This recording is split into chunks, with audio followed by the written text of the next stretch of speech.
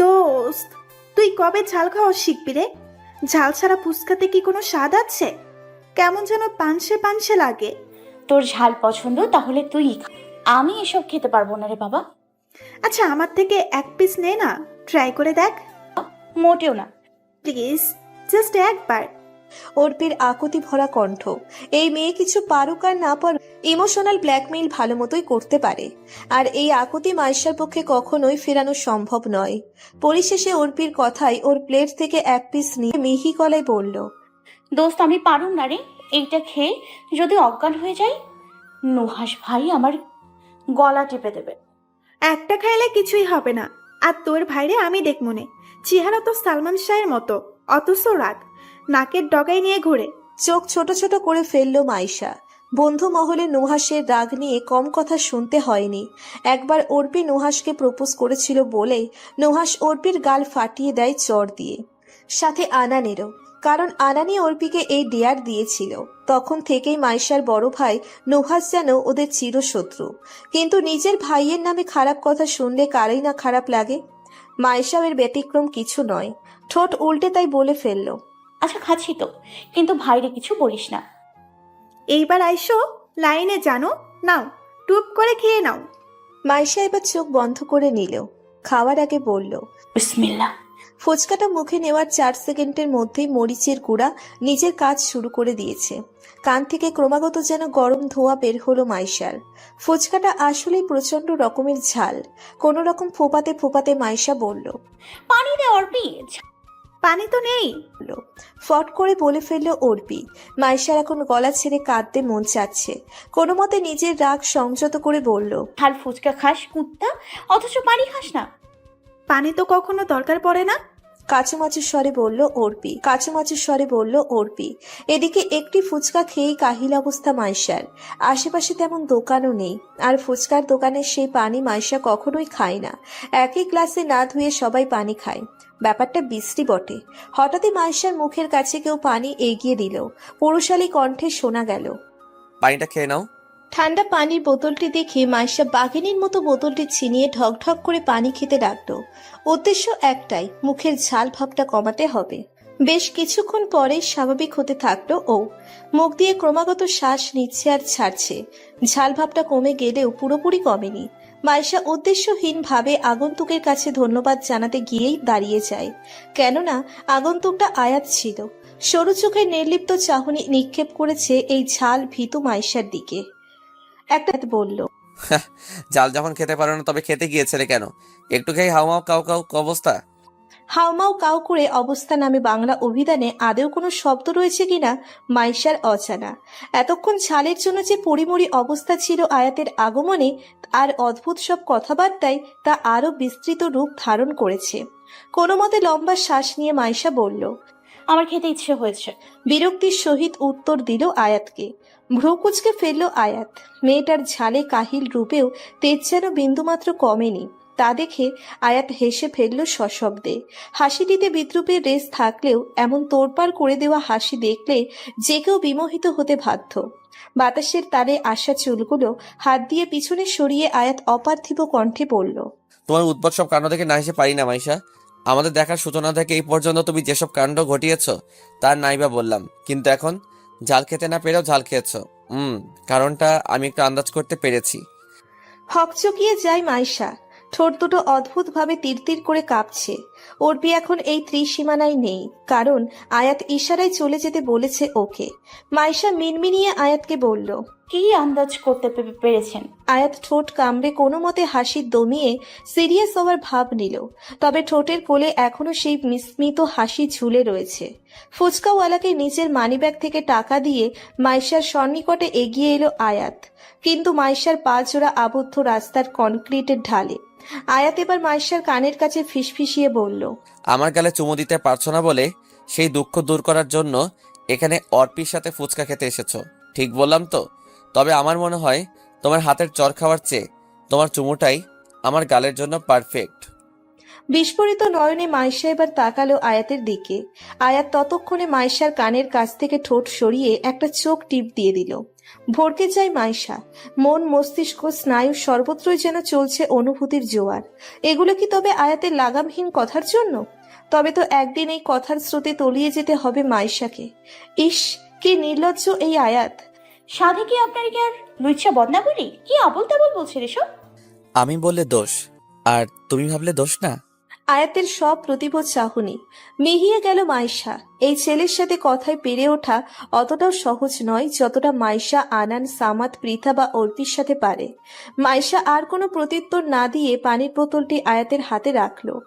মিনমিনিয়ে বলে উঠল, এই নিন আপনার পানির বোতল, আর ধন্যবাদ। আমি বাসায় চলে যাব, দেরি হয়ে যাচ্ছে। এই ভর দুপুরে রিক্সা কোথায় পাবে তুমি? সেটা আপনার না দেখলেও চলবে, আমি গেলাম। কোনো রকম ভাবনার জালে উত্তর দিয়ে বড় বড় পা ফেলে চলে গেল মাইশা। এই আয়াতের সামনে আর এক সেকেন্ড দাঁড়ানো মানেই লজ্জার ছায়াছবিতে হারিয়ে যাওয়া। আয়াত হেসে ফেলল আনমনে। এক হাত দিয়ে চুলগুলো আবারও পিছনে ঠেলে দিয়ে বলে উঠল, পাগল একটা। মেঘাচ্ছন্ন আকাশে তুমুল গতিতে ছুটে চলেছে ছাই রঙের কুণ্ডুলি পাকানো মেঘের স্তর। সূর্যের তেজস্ক্রিয় রশ্মি ছুটে নিয়ে যেন মামার বাড়িতে চলে গিয়েছে।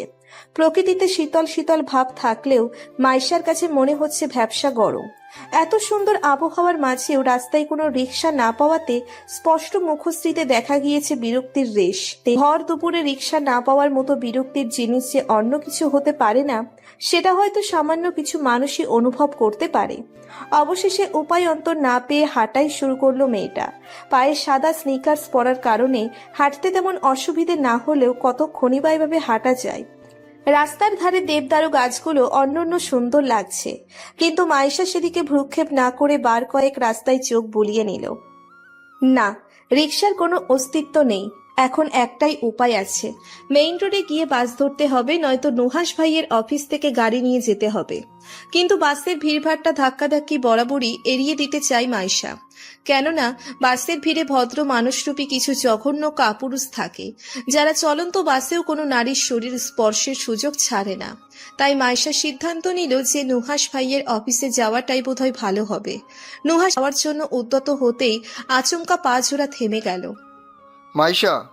নাম উচ্চারণকৃত কারো পুরুষালী কণ্ঠ শুনে ঘাড় বাঁকিয়ে পিছনে তাকালো মাইশা। রাস্তার কোণে বাইকে আয়াতকে বসা অবস্থায় দেখতে পেয়ে একটু অবাক হয়ে যায়। মনে মনে একটা জিনিসই তালগোল পাকাচ্ছে, এই ছেলে কি কোনোভাবে ওকে অনুসরণ করছে না তো? না, চেহারা দেখে তো মাইশার অমন মনে হয় না। তবে এর চমৎকার পার্সোনালিটির প্রেমে পড়ে হাজারো মেয়ে যে ওনার পিছু নিয়েছে, এই মেয়ে মাইশার মনে অন্তর্দ্বন্দ্বের যেন কমতি নেই। এতক্ষণে বাইক থামিয়ে মাইশার দিকে মনোনিবেশ করেছে আয়াত। এই ঠান্ডা পরিবেশেও মেয়েটার কপালে ঘামের কণা আছে। চুলগুলো কাটা দিয়ে আটকানো থাকলেও অবাধ্য চুলগুলো কপালের দুপাশে সুন্দরভাবে গুছিয়ে নিয়েছে মাইশা। আয়াত চাপা গলায় বলল, রিক্সা পাওনি এখনো? না। মাইশার স্বাভাবিক কণ্ঠ। আয়াত মাইশার দিক থেকে নজর সরিয়ে বাইক স্টার্ট করলো পুনরায়। নির্লিপ্ত কণ্ঠে বলে উঠল, ভর দুপুরে এখানে একা না থাকাটাই ভালো, আশেপাশে মানুষজন কম। আমি তো ভেবেছিলাম তুমি রিক্সা নিয়ে এতক্ষণে চলে গিয়েছো, কিন্তু আমারই বোঝা উচিত ছিল যে এই অসময়ে এই রাস্তায় রিক্সা পাওয়ার টাফ ব্যাপার। আমার বাইকে ওঠো, আমি পৌঁছে দিচ্ছি তোমাকে। আয়াতের একসাথে এতগুলো বলা কথা মাইশা যেন কোনো ক্রমেই হজম করতে পারল না। নীরবে নিভৃতে তাই একই স্থানে ঠাই হয়ে দাঁড়িয়ে থাকলো। আয়াতকে স্থিরভাবে দাঁড়ানো অবস্থায় দেখে ভ্রু কুঁচকে ফেলে। বিরক্তির স্বরে বলল, এভাবে দাঁড়িয়ে আছো কেন? বাইকে বসতে বলেছি, বিয়ের পিড়িতে বসতে বলিনি যে শ্বশুরবাড়ি নিয়ে যাব।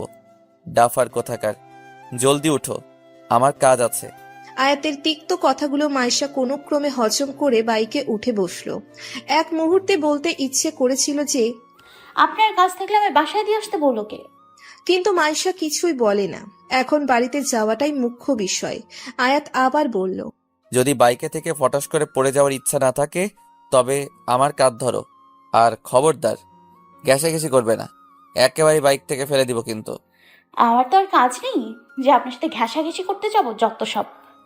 আমার গালে চুমু দেওয়ার মতো ভয়ঙ্কর পরিকল্পনা করে থাকলে এইটাও তোমার কাছে বড় কিছু না। মিহিয়ে গেল মাইশা।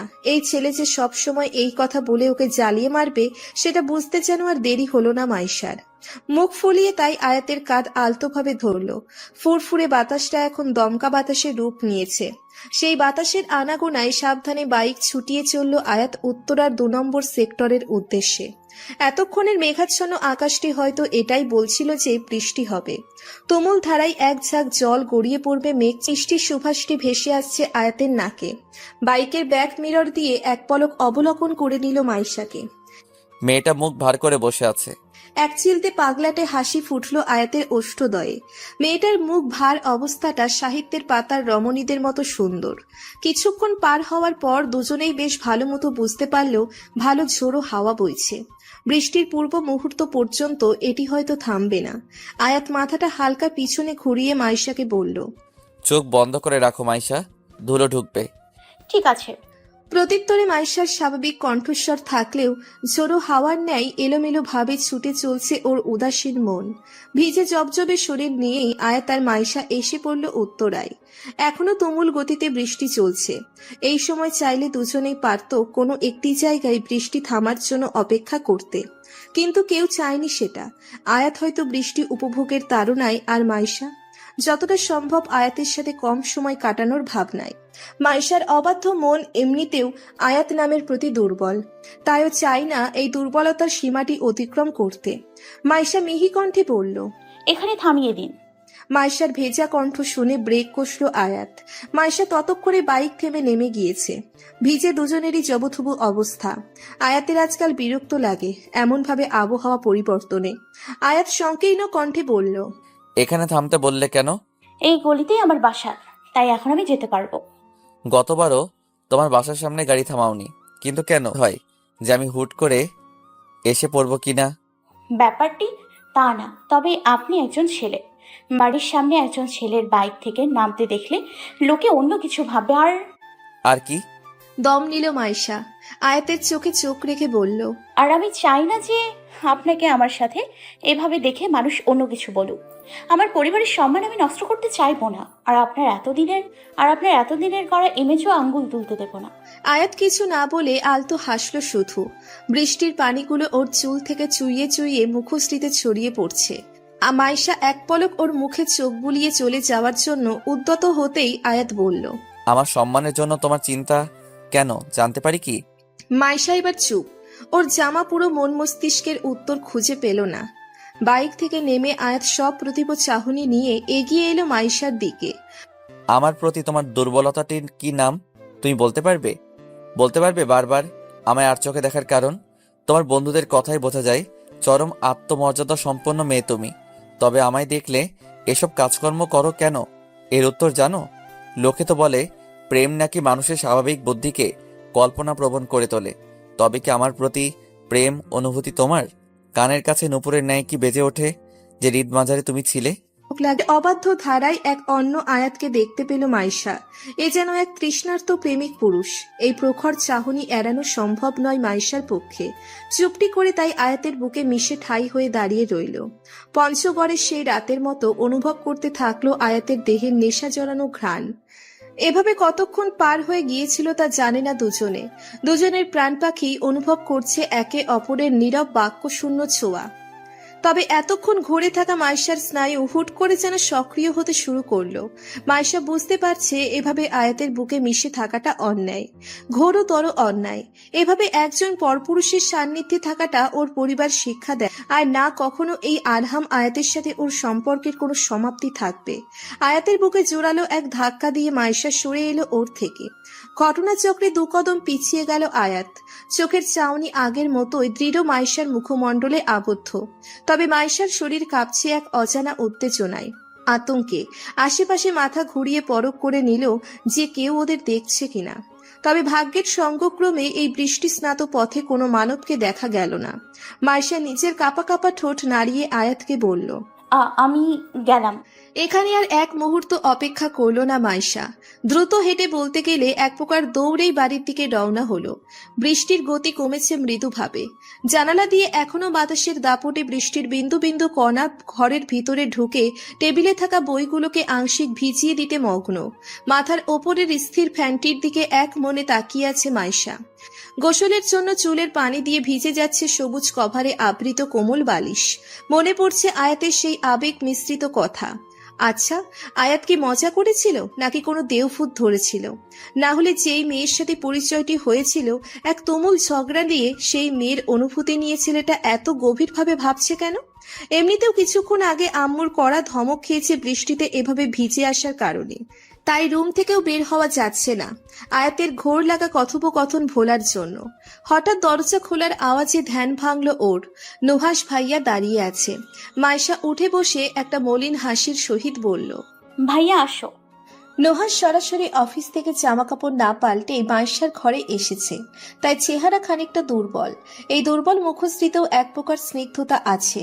গলার টাইটি হালকা ঢিল দিয়ে ঘরে প্রবেশ করতে করতে বলল, কিরে মাইশা, আম্মু বললো তুই নাকি বৃষ্টিতে ভিজে এসেছিস, কেন বলতো?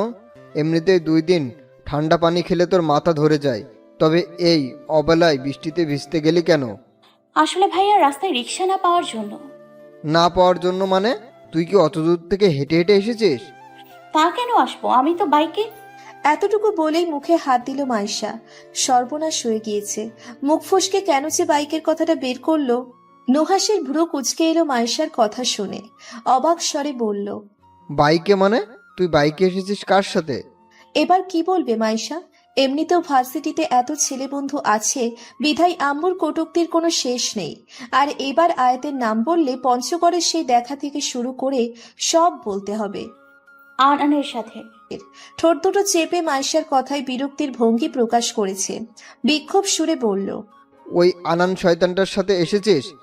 বাপরে বাপ, জীবনে অনেক আনান দেখেছি, কিন্তু ওর মতো বকাটে শয়তান জীবনেও দেখিনি। কেমন বন্ধু তোর? বৃষ্টি পড়ছিল, এক জায়গায় বাইক থামিয়ে ক্যাফেতে বা দোকানে তোর সাথে একটু ঢুকে গেলেই পারতো, কিন্তু ওই মহাশয় পুচকে মাথায় তো এই বুদ্ধি কখনোই ঢুকবে না, সাথে তোর মাথাটাও খেয়েছে। কাচুমাচু করে মাইশা বসে থাকলো মাইশা। নুহাস এদিকে রাগে ফোঁস করছে, তাই কেনই বা করবে না? আনান যে পুরোই একটা খাপছাড়া স্বভাবের, এটা সবাই জানে। এর আগে আনান অর্পিকে দিয়ে নুহাসকে প্রপোজ করিয়েছিল, বিধায় অর্পি আর আনানকে কি ঠাটিয়েই না চর মারল নুহাস। এরপর থেকেই সবাই নুহাসের সামনে ভয়ে দাঁড়াতেই চায় না। নিরাপত্তা কাটিয়ে নুহাস বলল, ওই হারামখোরটারে কল দে। শুকনো ঢোক গিলল মাইশা, ভয়ার্ত কণ্ঠে বলল, কেন? আমি কল দিতে বলছি না, কল দে। নুহাসের কথায় স্পষ্ট তেজের আভাস। মাইশার মুখ শুকিয়ে যাচ্ছে। যদি ভাইয়া আনানকে বাইকের কথা বলল, আনান না করে তবে? আর ভাবতে পারল না মাইশা। মনে মনে আয়তুল কুরসি পড়তে পড়তে আনানকে কল দিল। নুহাস বলল, স্পিকার অন কর। করছি।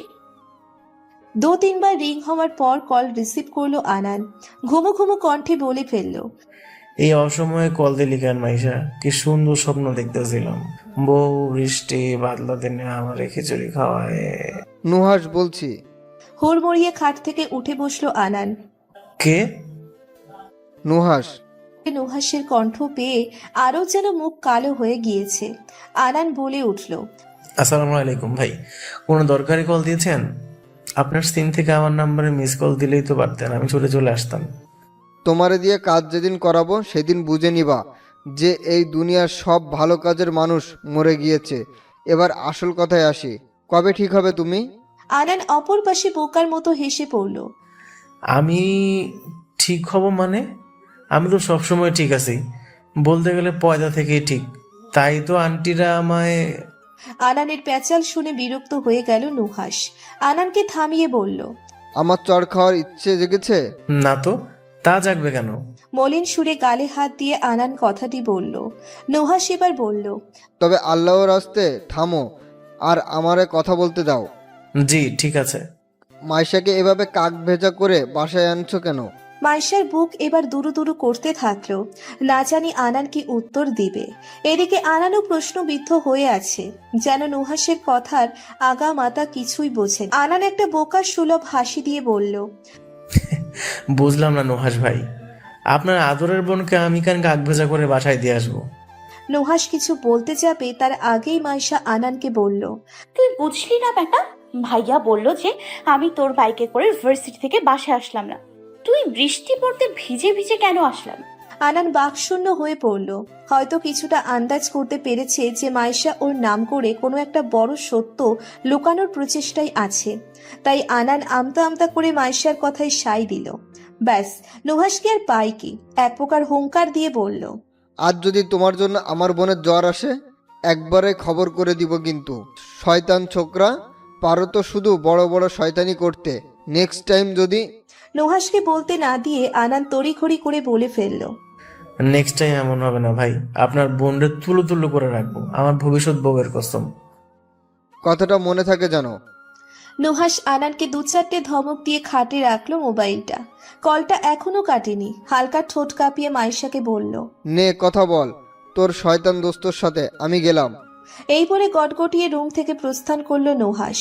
মাইশাও সাথে সাথে যেন এক স্বস্তির নিঃশ্বাস ছাড়ে। ভয়ে ত্রাস উদ্বিগ্নতা এতক্ষণ সব কিছুর ভিড়ে হারিয়ে ফেলেছিল নিজেকে। মোবাইলটা নিয়ে আনানের উদ্দেশ্যে বলল, তোর থ্যাংক ইউ তোর পুটলির মধ্যে রাখ, আরাম করবো থাকার। আমারে ছাড়া আর কারো নাম তুই পাইলি না। দে দে, যত ইচ্ছা গালি দে, আজ আমি আর কিচ্ছু বলবো না। সেটা বলবি কেন? তোর বজ্জাত ভাই যে আমার দু চারটা রাম ধমক দিয়ে গেল, তখন তো তুই কিছু বললি না। হালায় রাগ সবসময় বস্তা নিয়ে ঘুরে। আচ্ছা হইছে, আর আমার ভাইয়ের বদনাম করতে লাগবো না, কল রাখলাম। আচ্ছা, কিন্তু কি হয়েছিল রে? মুখ মলিন করে ফেলল মাইশা। আয়াতের কথাগুলো অদ্ভুতভাবে কানে বেজে চলছে। মিহি কণ্ঠে মাইশা এজন্য বলল, কাল ভার্সিটিতে বলছি, এখন তাহলে রাখলাম। ওকে, আল্লাহ হাফেজ। আল্লাহ হাফেজ। মোবাইলটা উদাসীন ভঙ্গিতে টেবিলে রেখে পুনরায় খাটে শুয়ে পড়ল মাইশা। অনুভূতিতে জর্জরিত হয়ে সবকিছু কেমন যেন গোলমেলে মনে হচ্ছে। আয়াতের সেই মোহনীয় গলায় সেই বলা কথাগুলো কি আদেও সত্যি, নাকি শুধুমাত্র মোহ? ইস, এই জীবনটি যদি সাহিত্যের পাতার মতো সরল থাকতো। গতকাল যেমন ঝুমিয়ে বৃষ্টি নেমেছিল, আজ তেমনি প্রখর গরম। ক্যাম্পাসের সর্বত্র রোদ্দুরে ঠাঠা করছে। ক্লাস শেষ করে নির্বিকার চিত্তে মাইশা এগোতে থাকলো অডিটোরিয়ামের দিকে। আজ সেখানে ছোটখাটো একটি মিটিং হবে জাহাঙ্গীরনগর বিশ্ববিদ্যালয়ের ইভেন্টে যাদের দায়িত্ব পড়েছে তাদের নিয়ে। তবুও মাইশার মনে অবাধে খেলা করছে কিছু অবাধ্য আবেগ, যার হয়তো কোনো নামকরণ নেই। আয়াতকে দেখলেও যে মাইশা প্রবল অস্বস্তিতে পড়ে যাবে, মাইশার এ নিয়েও যেন কোনো দ্বিধা নেই। খানিকটা বিভ্রান্ত হয়েই অবশেষে অডিটোরিয়ামে প্রবেশ করলো মাইশা। আশেপাশে বহু সংখ্যক ডিপার্টমেন্টের মানুষের সমন্বয়ে পরিবেশটা কেমন যেন গমগম করছে। অদূর এই ব্যস্ত ভঙ্গিতে শাওনের সাথে এদিক ওদিক বিচরণ করতে দেখা গেল আয়াতকে।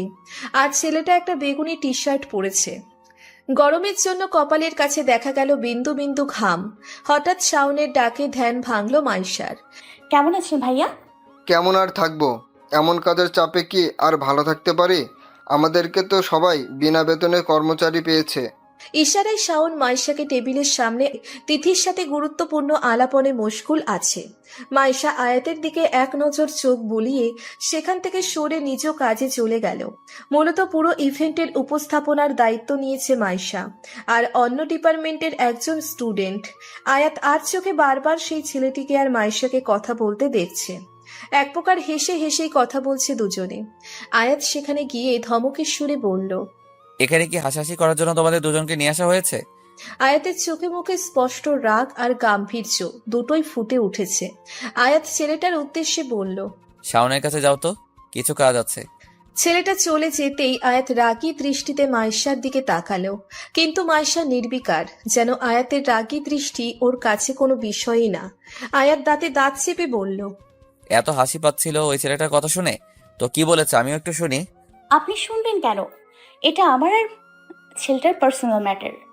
আয়াতের এবার যেন রাগের সীমা অতিক্রম হয়ে যাচ্ছে। এতটা ইগনোরেন্স কখনোই কোনো মেয়ের থেকে আয়াত পায়নি, যতটা না এই বজ্জাত মেয়েটা ওকে জ্বালিয়েছে। গতকাল হুট করে ওকে ধাক্কা দিয়ে চলে যাওয়াতে মনে যাই রাগটাই না পুষে রেখেছিল, যেন এখন আগ্নেয়গিরির মতো উপচে পড়ছে সবার দৃষ্টি উপেক্ষা করে। আয়াত মাইশার এক হাত চেপে অডিটোরিয়ামের একেবারে জনশূন্য কোণায় নিয়ে আসলো। মাইশা ঘটনাচক্রে খানিকটা স্তব্ধ হয়ে গিয়েছে। মাইশার কাছাকাছি এসে একটা বাঁকা হাসি হাসলো আয়াত। মনে চলছে হয়তো কোনো শয়তানি পরিকল্পনা। মাইশার কানের কাছে হালকা ঝুঁকে এলো আয়াত। মাইশা চাইলেও পেছাতে পারল না, কারণ পিছনে দেওয়ালের সাথে মিশে আছে।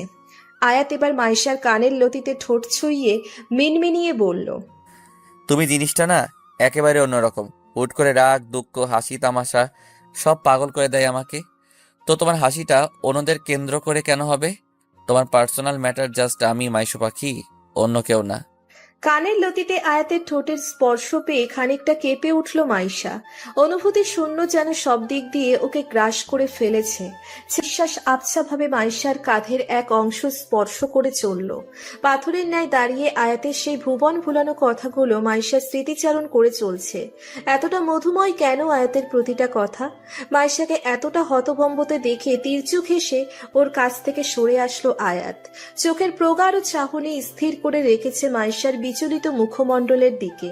মাইশা কিছু বলতে যাবে, তখনই আয়াত বলে ফেলল, আর যেন কাজে ফাঁকি না দিয়ে হাসাহাসি করতে না দেখি তোমাকে। যদি আমার কথার অমান্য করো তোমারই লস। আফটার অল আরহাম আয়াত মানুষটাকে এখনো তুমি চিনো না বেব। এই বলে আয়াত গটগটিয়ে এখান থেকে প্রস্থান করলো। মাইশা এখনো নিজের মধ্যে নেই। এই ছেলেটার কথাবার্তায় এক জিনিস প্রকাশ করছে, আর ভাবভঙ্গিমায় প্রকাশ করছে অন্য কিছু। 2-3 বার লম্বা নিঃশ্বাস ফেলে মাইশাও এখান থেকে চলে গেল অডিটোরিয়ামের স্টেজের দিকে। অদূরেই আনান, সামাদ, পৃথা আর অর্পিকে বসে থাকতে দেখা গেল। মূলত 4 জন কোনো একটি বিষয় নিয়ে টানা হ্যাচড়া করছে। এ দৃশ্য দেখে ভ্রু কুঁচকে এলো মাইশার। 3-4 কদম এগিয়ে বিস্ময়ের স্বরে ওদেরকে প্রশ্ন করলো, কি টানাহেচড়া করছিস তোরা? সামাদ হাহাকার সুরে বলল, মাইশা, এই আনান আর অর্পিরে কিছু বল। হারামি 2টা ক্রেডিট কার্ড নিয়ে গেছে। এই ক্রেডিট কার্ডটা আমার না তোর? তোর মরা বউয়ের ক্রেডিট কার্ড হলেও আজ এইটা দিয়ে আমি ওর বিয়ার পিঠা জম্পের শপিং করুম। মাইশু, এই সামাইদার কথা বাদ দে তো, তুইও শপিং করবি নি বল? এভাবে অন্য একজনের ক্রেডিট কার্ড দিয়ে শপিং করা ঠিক হবে না রে। এটা তো আমাদের না। আরে না, সামাইদা মিথ্যা বলতাছে। মিয়া যেই গিফটটা আমরা খরচ করুম দেখা এমন কইতাছে। মাইশার ওদের এমন টানা হ্যাচড়ামি দেখে বিরক্ত না হয়ে আর পারল না। মলিন সুরে বলল, তোরা তোদের কাজ কর, আমি আমার কাজে গেলাম। এই বলে মাইশা স্টেজের এক কোণে স্ক্রিপ্ট লিখতে বসে গেল। কিন্তু এত হই হুল্লোড়ের মাঝে স্ক্রিপ্ট লেখা এতটাও সহজ নয়। শাওন এদিকে কয়েকজনকে লাইটিং এর ইনস্ট্রাকশন দিচ্ছে, আর আয়াত সবার কাজ বুঝিয়ে দিতে ব্যস্ত। আরও কিছু সিনিয়র স্টুডেন্টস আছে যারা আয়াত শাওনের মতোই সমান তালে কাজ করে চলছে। মাইশা সেদিকে এক পলক চোখ বুলিয়ে কানে ইয়ারফোন গুঁজে গান শুনতে শুনতে লেখার জন্য ব্রতী হলো, যাতে বাইরের কোনো ডিস্ট্রাকশন না আসতে পারে। এদিকে আয়াত ক্লান্ত। প্রচন্ড কথা বলার সুবাদে গলা আর ঘাড় কেমন যেন ম্যাচ ম্যাচ করছে। কিন্তু এত কিছুর পরেও একটি কিমায় একবার এদিক সেদিক তাকালো, কিন্তু মাইশাকে কোথাও দেখতে পেল না। বেশ কয়েকজনকে মাইশাকে ডাকতেও পাঠালো, কিন্তু সবাই কাজের ব্যস্ততার জন্য আয়াতের কাজটি করে দিতে পারল না। কপালে বিরক্তির ভাঁজ পড়ল আয়াতের। এই উড়নচণ্ডী মেয়েটার অহেতুক কর্মকাণ্ড ধাপে ধাপে আয়াতকে যেন বিরক্তির চরম সীমানায় পৌঁছে দিয়েছে। শাওন তা দেখে বলল, কি হলো, এভাবে ফায়ার হয়ে আসিস কেন? আমরা কাজ করে কুল পাইতেছি না, আর ওই জঙ্গলি বিড়ালটা লাপাত্তা হয়ে আছে। গলার ভলিউম বাড়িয়ে একটা ডাক দে তো। 3 বার দিয়েছি, আবার সাউন্ড বাড়ালো। লোকে তো আমারে আগেকার সালমান শাহের মুভির মতো প্রেমিক পুরুষ বলে দাবি করবে। শুধু পার্থক্য থাকবে একটাই, মুভিতে ওইটা রোম্যান্স আর বাস্তবে তা গণধোলাই। হো হো করে হেসে উঠল শাওন। আয়াত কড়া গলায় বলল, আর হাসতে লাগবো না, আমি মাইশারে খুঁজতে যাচ্ছি, এদিকটা তুই তিথিরে নিয়ে সামলে রাখ। বেশ কিছুক্ষণ হন্যে হয়ে মাইশাকে খোঁজার পর স্টেজের এক কোণে মাইশাকে দেখতে পেল আয়াত। কানে ইয়ারফোন গুজে মেয়েটা এক ধ্যানে কিছু একটা লিখে চলেছে। আয়াত এবার প্রচন্ড পরিমাণে ক্ষেপে গেল। তড়িৎ গতিতে মাইশার কাছে গিয়ে এক টানে ইয়ারফোন খুলে নিজের পকেটে ঢোকাতেই বড় বড় চোখ করে মাইশা তাকালো আয়াতের দিকে। আয়াতের নজরে স্পষ্ট ক্রোধ ভাবটা ফুটে উঠেছে। মাইশা বিক্ষুব্ধ সুরে বলল, এই কেমন ধরনের অসভ্যতা? আমার ইয়ারফোন এভাবে খুলে নিলেন কেন? আয়াতের কথাই পরোয়া না করে বলল, আমি যে এতক্ষণ কাওয়ার মতো তোমায় ডাকছিলাম, সেই হদিস কি তোমার আছে? না তো। তা থাকবে কিভাবে? কানে তো বাঁশ ঢুকিয়ে রেখেছিলে। বাস বললেন কেন? এর দাম জানেন? গুনে গুনে 2500 টাকা। গুলিস্তান থেকে নিয়েও দাম পড়ে। I don't care about it's price. তোমাকে কখন থেকে ডেকে চলেছি এর খবর রাখো। সব কাজ শেষ, জাস্ট তোমার স্ক্রিপ্ট দেখাটাই বাকি। আর তুমি আরামসে গান শুনছো আর লিখছো। আল্লাহ জানে এইসব বোকার নাগরিক কই থেকে আমার মাথায় টপকে পড়ে। চুপসে গেল মাইশা। আয়াতের ধমক খেয়ে আনমনে হাত কোচলিয়ে যাচ্ছে। আয়াত আবার বলল, এখন কি আমার সাথে যাবে নাকি পালকি করে নিয়ে যেতে হবে? চোখ মুখ ছোট ছোট করে মাইশা বলল, কেউ কি বলবে এই ছেলেটা গতকাল বৃষ্টি বাদলের দিনে কতগুলো প্রেমের কথা শুনিয়েছিল, আর আজ তো পুরোই রূপ পাল্টে নিয়েছে ছেলেটা। আয়াতের পিছে পিছে মাইশা স্টেজ থেকে নেমে সেই জায়গাটিতে গেল যেখানে আয়াত সব কাজকর্ম করেছিল। একটা চেয়ার নিয়ে মাইশার মুখোমুখি বসলো আয়াত। মাইশা তখনও কাগজগুলো নিয়ে দাঁড়িয়ে আছে। আয়াত গহীন স্বরে বলল, পড়া স্টার্ট করো, শুনি একটু তোমার পুচকে মাথায় কি এসেছে। আয়াতের কথায় মাইশার শরীর জ্বলে যাচ্ছে।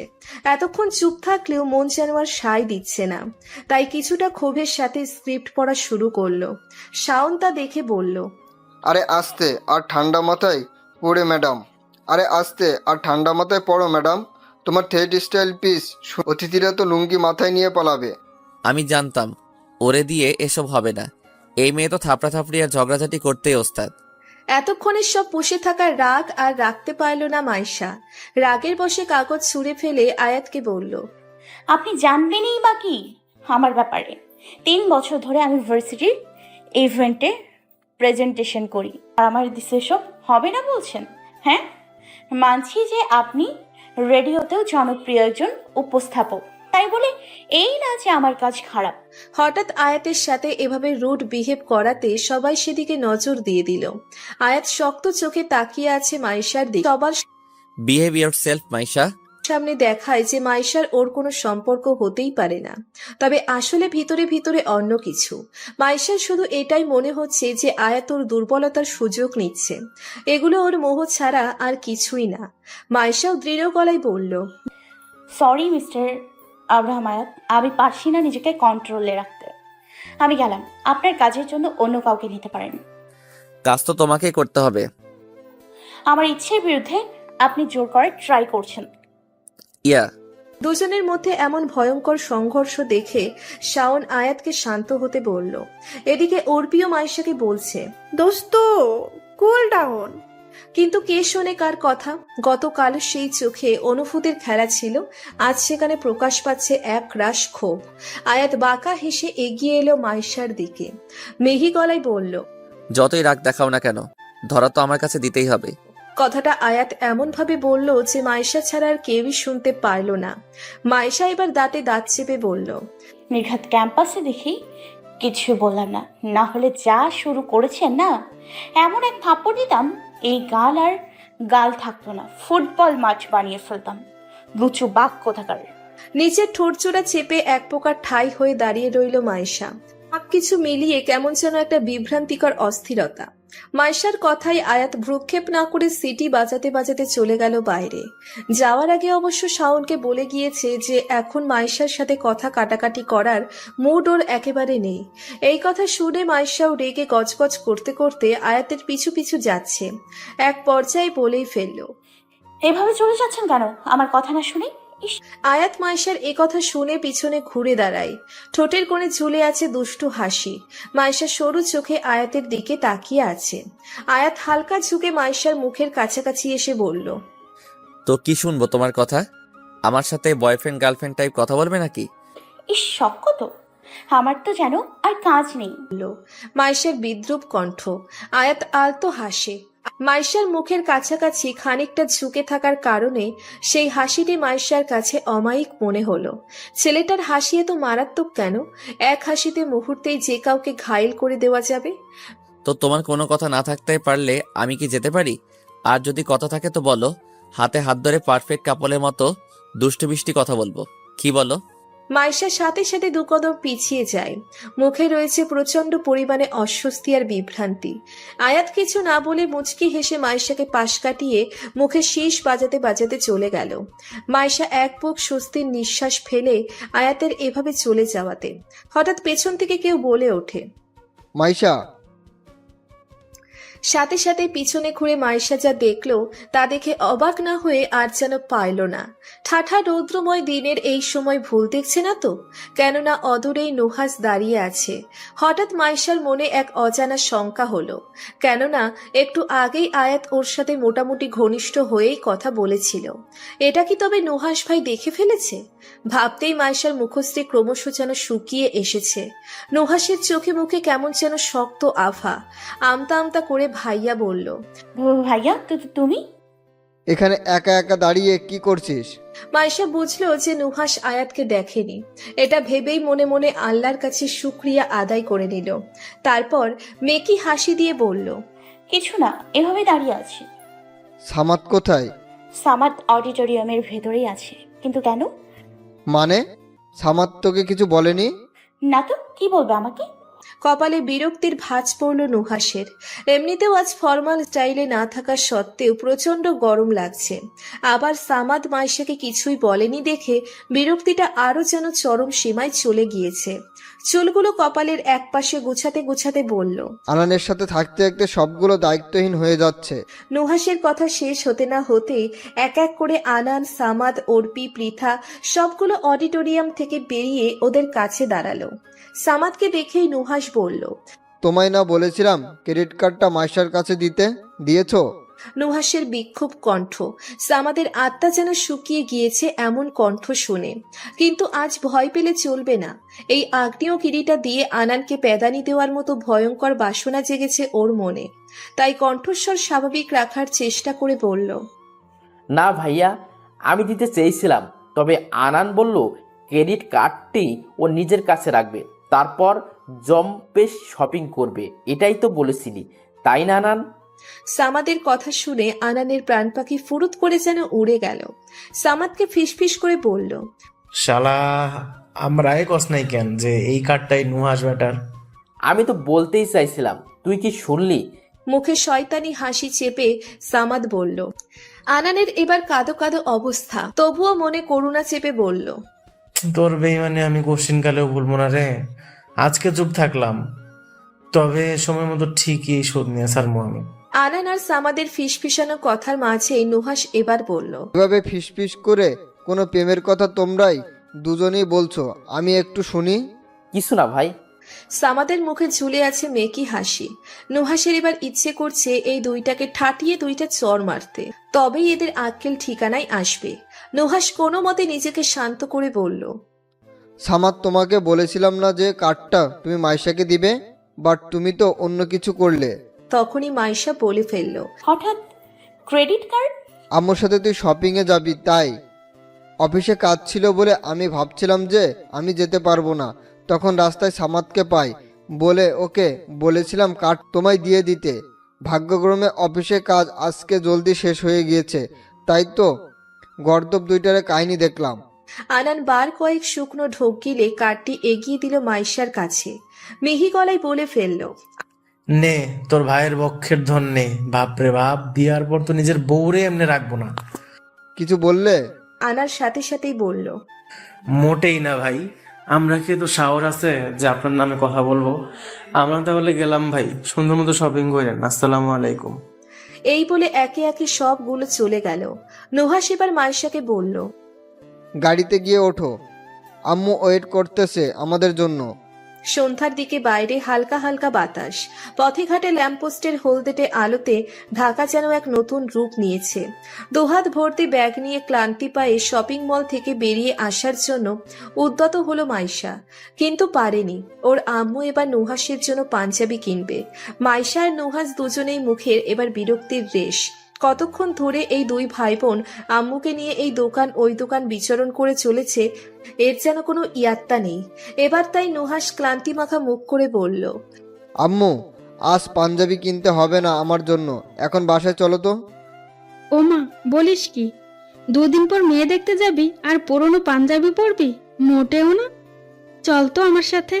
অগত্যাই আম্মুর সাথে পাঞ্জাবির দোকানে ঢুকে পড়ল নুহাস আর মাইশা। বিভিন্ন আলোর সংমিশ্রণে চাকচিক্যময় পাঞ্জাবির রঙগুলো অনন্য লাগছে। মাইশা এদিক ওদিক এক পলক চোখ বুলিয়ে নিল। জেন্টস শোরুমে এমন একটা আশা হয় না মাইশার, আর যদি কখনো আসে সেটা আনান সামাদার আব্বুর সাথে, নুহাসের সাথেও না। শারমিন বেগম ছেলের সাথে পাঞ্জাবিগুলো একের পর এক দেখে চলেছেন। মাইশা তা দেখে নজর সরিয়ে নিতে হঠাৎ ওর চোখ পড়ল একটি ধূসর রঙের পাঞ্জাবির দিকে।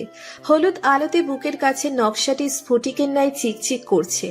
কেন যেন এই পাঞ্জাবিটি দেখেই মাইশার মনে ভেসে উঠল আয়াতের প্রতিচ্ছবি। এই পাঞ্জাবিতে আয়াতকে আসলেই কোনো রাজপুত্র থেকে কম লাগবে না, এটা ভাবতেই মিহি হেসে ওঠে মাইশা।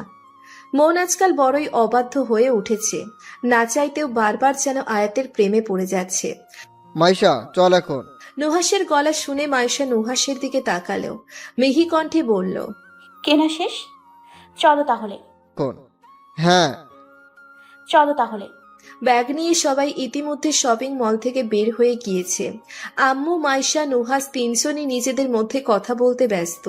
হঠাৎ ভিড়ের মধ্যে একজন মধ্যবয়স্ক মহিলা যে কখন মাইশার সামনে এসে পড়ল মাইশা তা টের পায়নি। ঘটনাচক্রে নিচে পড়ে গেল মহিলাটি। মাইশা হাঁটু গেড়ে সাথে সাথেই সেই মহিলাটিকে ওঠানোর জন্য উদ্যত হলো। কাতর কণ্ঠে বলে উঠল, I am extremely sorry aunty, আপনি যে কখন আমার সামনে এসে পড়লেন আমি টেরই পাইনি। আমার হাত ধরে উঠুন। ওদিকে সেই মহিলার সাথে মাইশার আম্মুর চোখাচোখি হতে দুজনেই যেন স্তব্ধ হয়ে গেল। টলমল করছে তাদের চোখ জোড়া। মাইশা হঠাৎ কেমন যেন বোকা বনে গেল। এই মহিলাটি কি তবে ওর আম্মুর পূর্ব পরিচিত? শারমিন বেগম কাঁপা কাঁপা গলায় বললেন, আপা। নুহাসের বুক ধক করে উঠল। নিজের আম্মুর কথা শুনে একটু হলেও আন্দাজ করতে পেরেছে এই মহিলাটি কে হতে। এটাই কি তবে সেই খালামণি যার সাথে আব্বুর ভুল বোঝাবুঝির জন্য এত বছর সম্পর্কহীন ছিল? নুহাস বড় বলে আবছা আবছা জানে এই ব্যাপারে যে এই খালামণি আর ওনার পরিবারকে আব্বুজান ঘৃণা করে। এমনকি আম্মু যদি ওনাদের সাথে যোগাযোগও করে তবে আব্বু আম্মুকে তালাক দিতেও ভাববে না। নুহাস সংকীর্ণ দৃষ্টিভঙ্গিতে এবার মাইশার দিকে তাকালো। মাইশা এ ব্যাপারে কিছুই জানে না, বিধায় সব কিছু যাচ্ছে মাথার ওপর দিয়ে। মনে মনে যেন প্রশ্ন জাগছে, কে এই মহিলাটি? বাড়িটির নাম শঙ্খনীল কারাগার। বনশ্রীর এক প্রান্তে 2 তল বিশিষ্ট বেশ বড়সড় এই বাড়ি।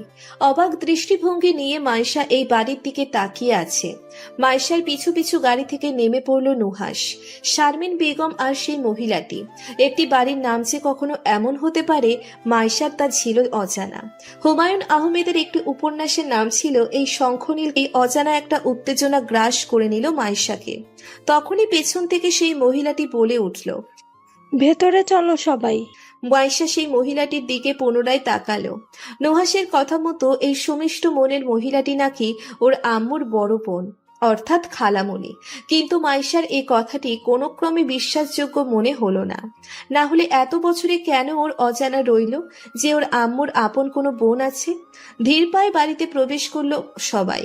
কেমন যেন ছিমছাম একটি ভাব রয়েছে। বসার ঘরের উত্তর দিকের আঙিনায় পাতাবাহারের ছোপ। রাতের আধারে এই সৌন্দর্য তখন অনন্য মনে হয়। বসার ঘরে একজন লোক বসে আছে, বয়স 55 পার হয়ে গিয়েছে হয়তো। লোকটি আনমনে বইয়ের পাতায় ডুবে যেতে মগ্ন। মাইশা বিস্ময়ের সাথে সেদিকে তাকিয়ে থাকলো। লোকটার দিকে নয়, তার পিছনের দৃশ্যপটের দিকে। এ তো যেন বাড়ি নয়, আস্ত এক লাইব্রেরি। পেছনের পুরোটা দেওয়াল জুড়েই রয়েছে দেশি বিদেশি নানান ধরনের বই, যার এক বিরাট অংশ হুমায়ুন আহমেদ আর শরৎচন্দ্রের বই দিয়ে আবৃত। মাইশা আন্দাজ করে নিল এই লোকটি হয়তো হুমায়ুন আহমদের বড় এক ভক্ত। মাইশার পাশ কেটে শারমিন বেগম অশ্রুসিক্ত কণ্ঠে বলে উঠলেন। ভাইজান ভালো আছেন? খুব পরিচিত একটি আওয়াজ পেয়ে সেই লোকটি চট করে বইয়ের পাতা থেকে চোখ সরিয়ে শারমিন বেগমের দিকে তাকালো। হয়তো বেশ অবাকও হয়ে গিয়েছে। নিজের উত্তেজনাটিকে নিয়ন্ত্রণ করে লোকটি মুচকি হেসে বলল, শারমিন, তুমি? হ্যাঁ ভাইজান, হয়তো আল্লাহ তাআলা চেয়েছেন আবার আমাদের দেখা হোক। এভাবে দাঁড়িয়ে আছো কেন? বসো বসো তোমরা সবাই। মিজান সাহেবের কথা মতো মাইশা, শারমিন বেগম, নুহাস সবাই সোফায় বসলো। মাইশার সব কিছু কেমন যেন মাথার ওপর দিয়ে যাচ্ছে। নুহাসও এসব বিষয়ে আবছা আবছা মনে আছে, তাই ওর কাছেও পরিবেশটি অন্যরকম লাগছে।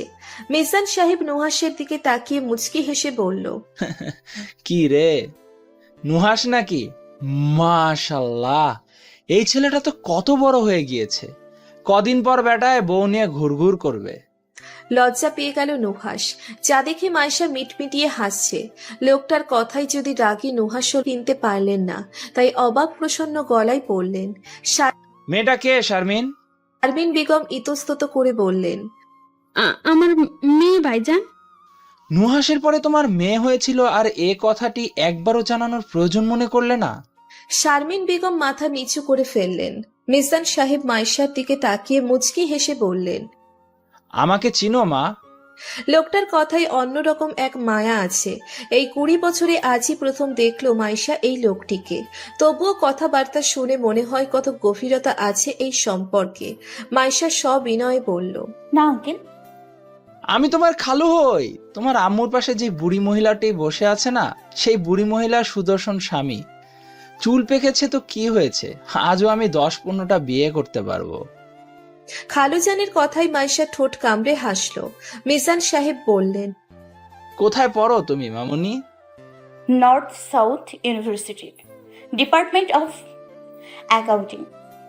মিজান সাহেব নীরবে হাসলেন। মেয়েটা দেখতে পুরোপুরি ওর বাবার মতোই হয়েছে।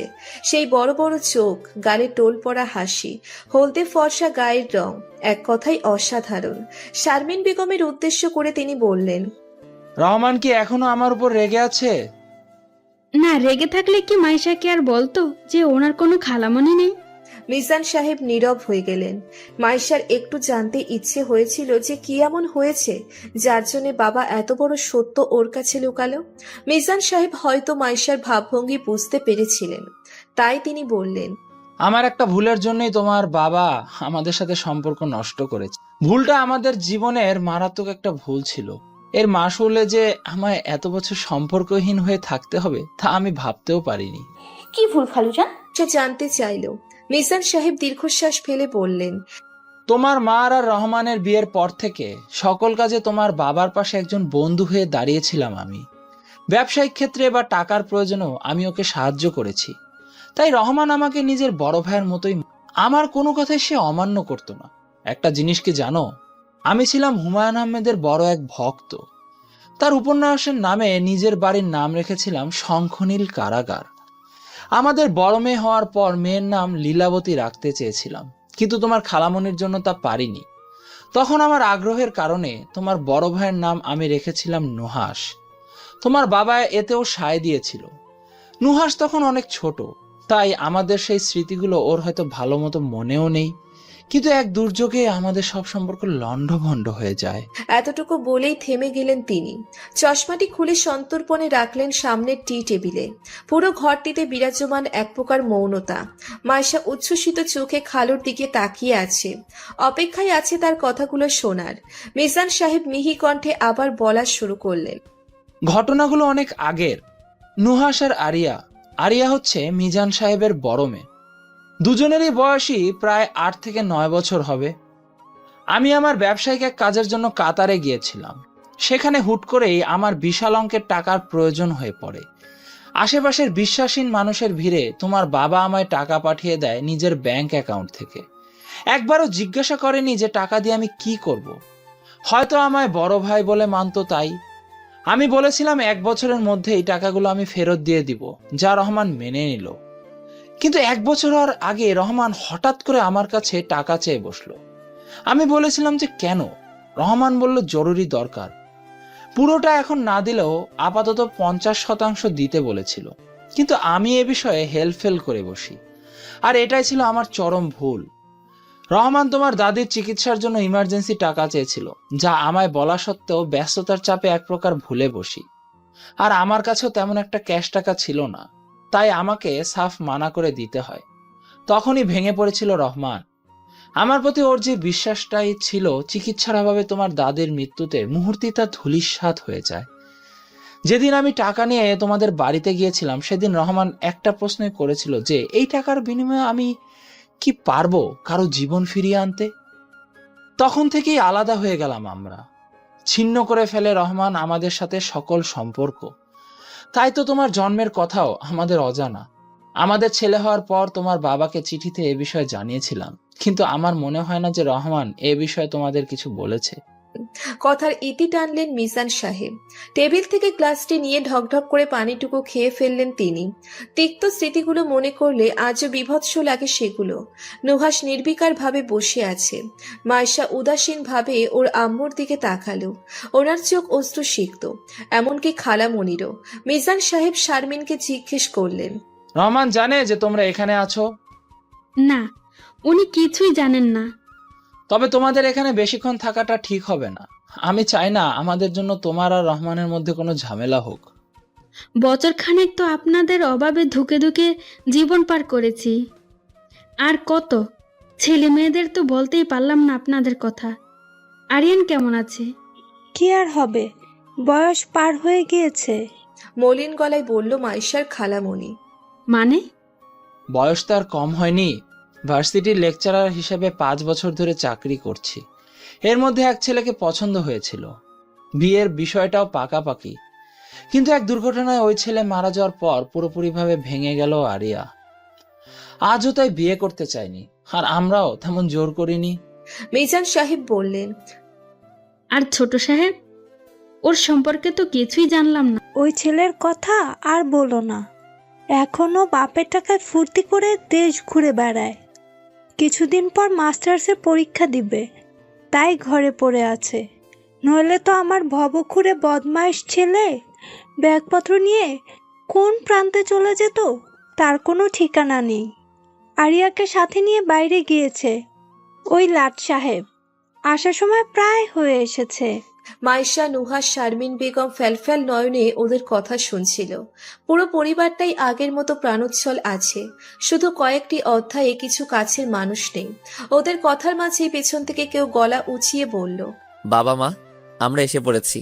পরিচিত একটি কণ্ঠ শুনে সাথে সাথে পেছ চোখাচোখি হতেই যেন বিস্ময়ের এক চরম পর্যায়ে চলে গিয়েছে ওরা।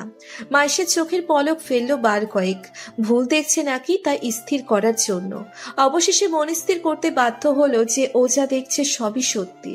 আয়াত দাঁড়িয়ে আছে ওর উল্টো পাশে, চুলগুলো এলোমেলো, গরমের দাপটে খানিকটা ঘেমে গিয়েছে। হাতে পেপসির ছোট একটি বোতল, ওর পাশেই দাঁড়ানো সালোয়ার কামিজ অতীব সুন্দরী একটি মেয়ে। এই হয়তো খালামণির বড় মেয়ে আরিয়া। তবে কি এই ছেলেটা?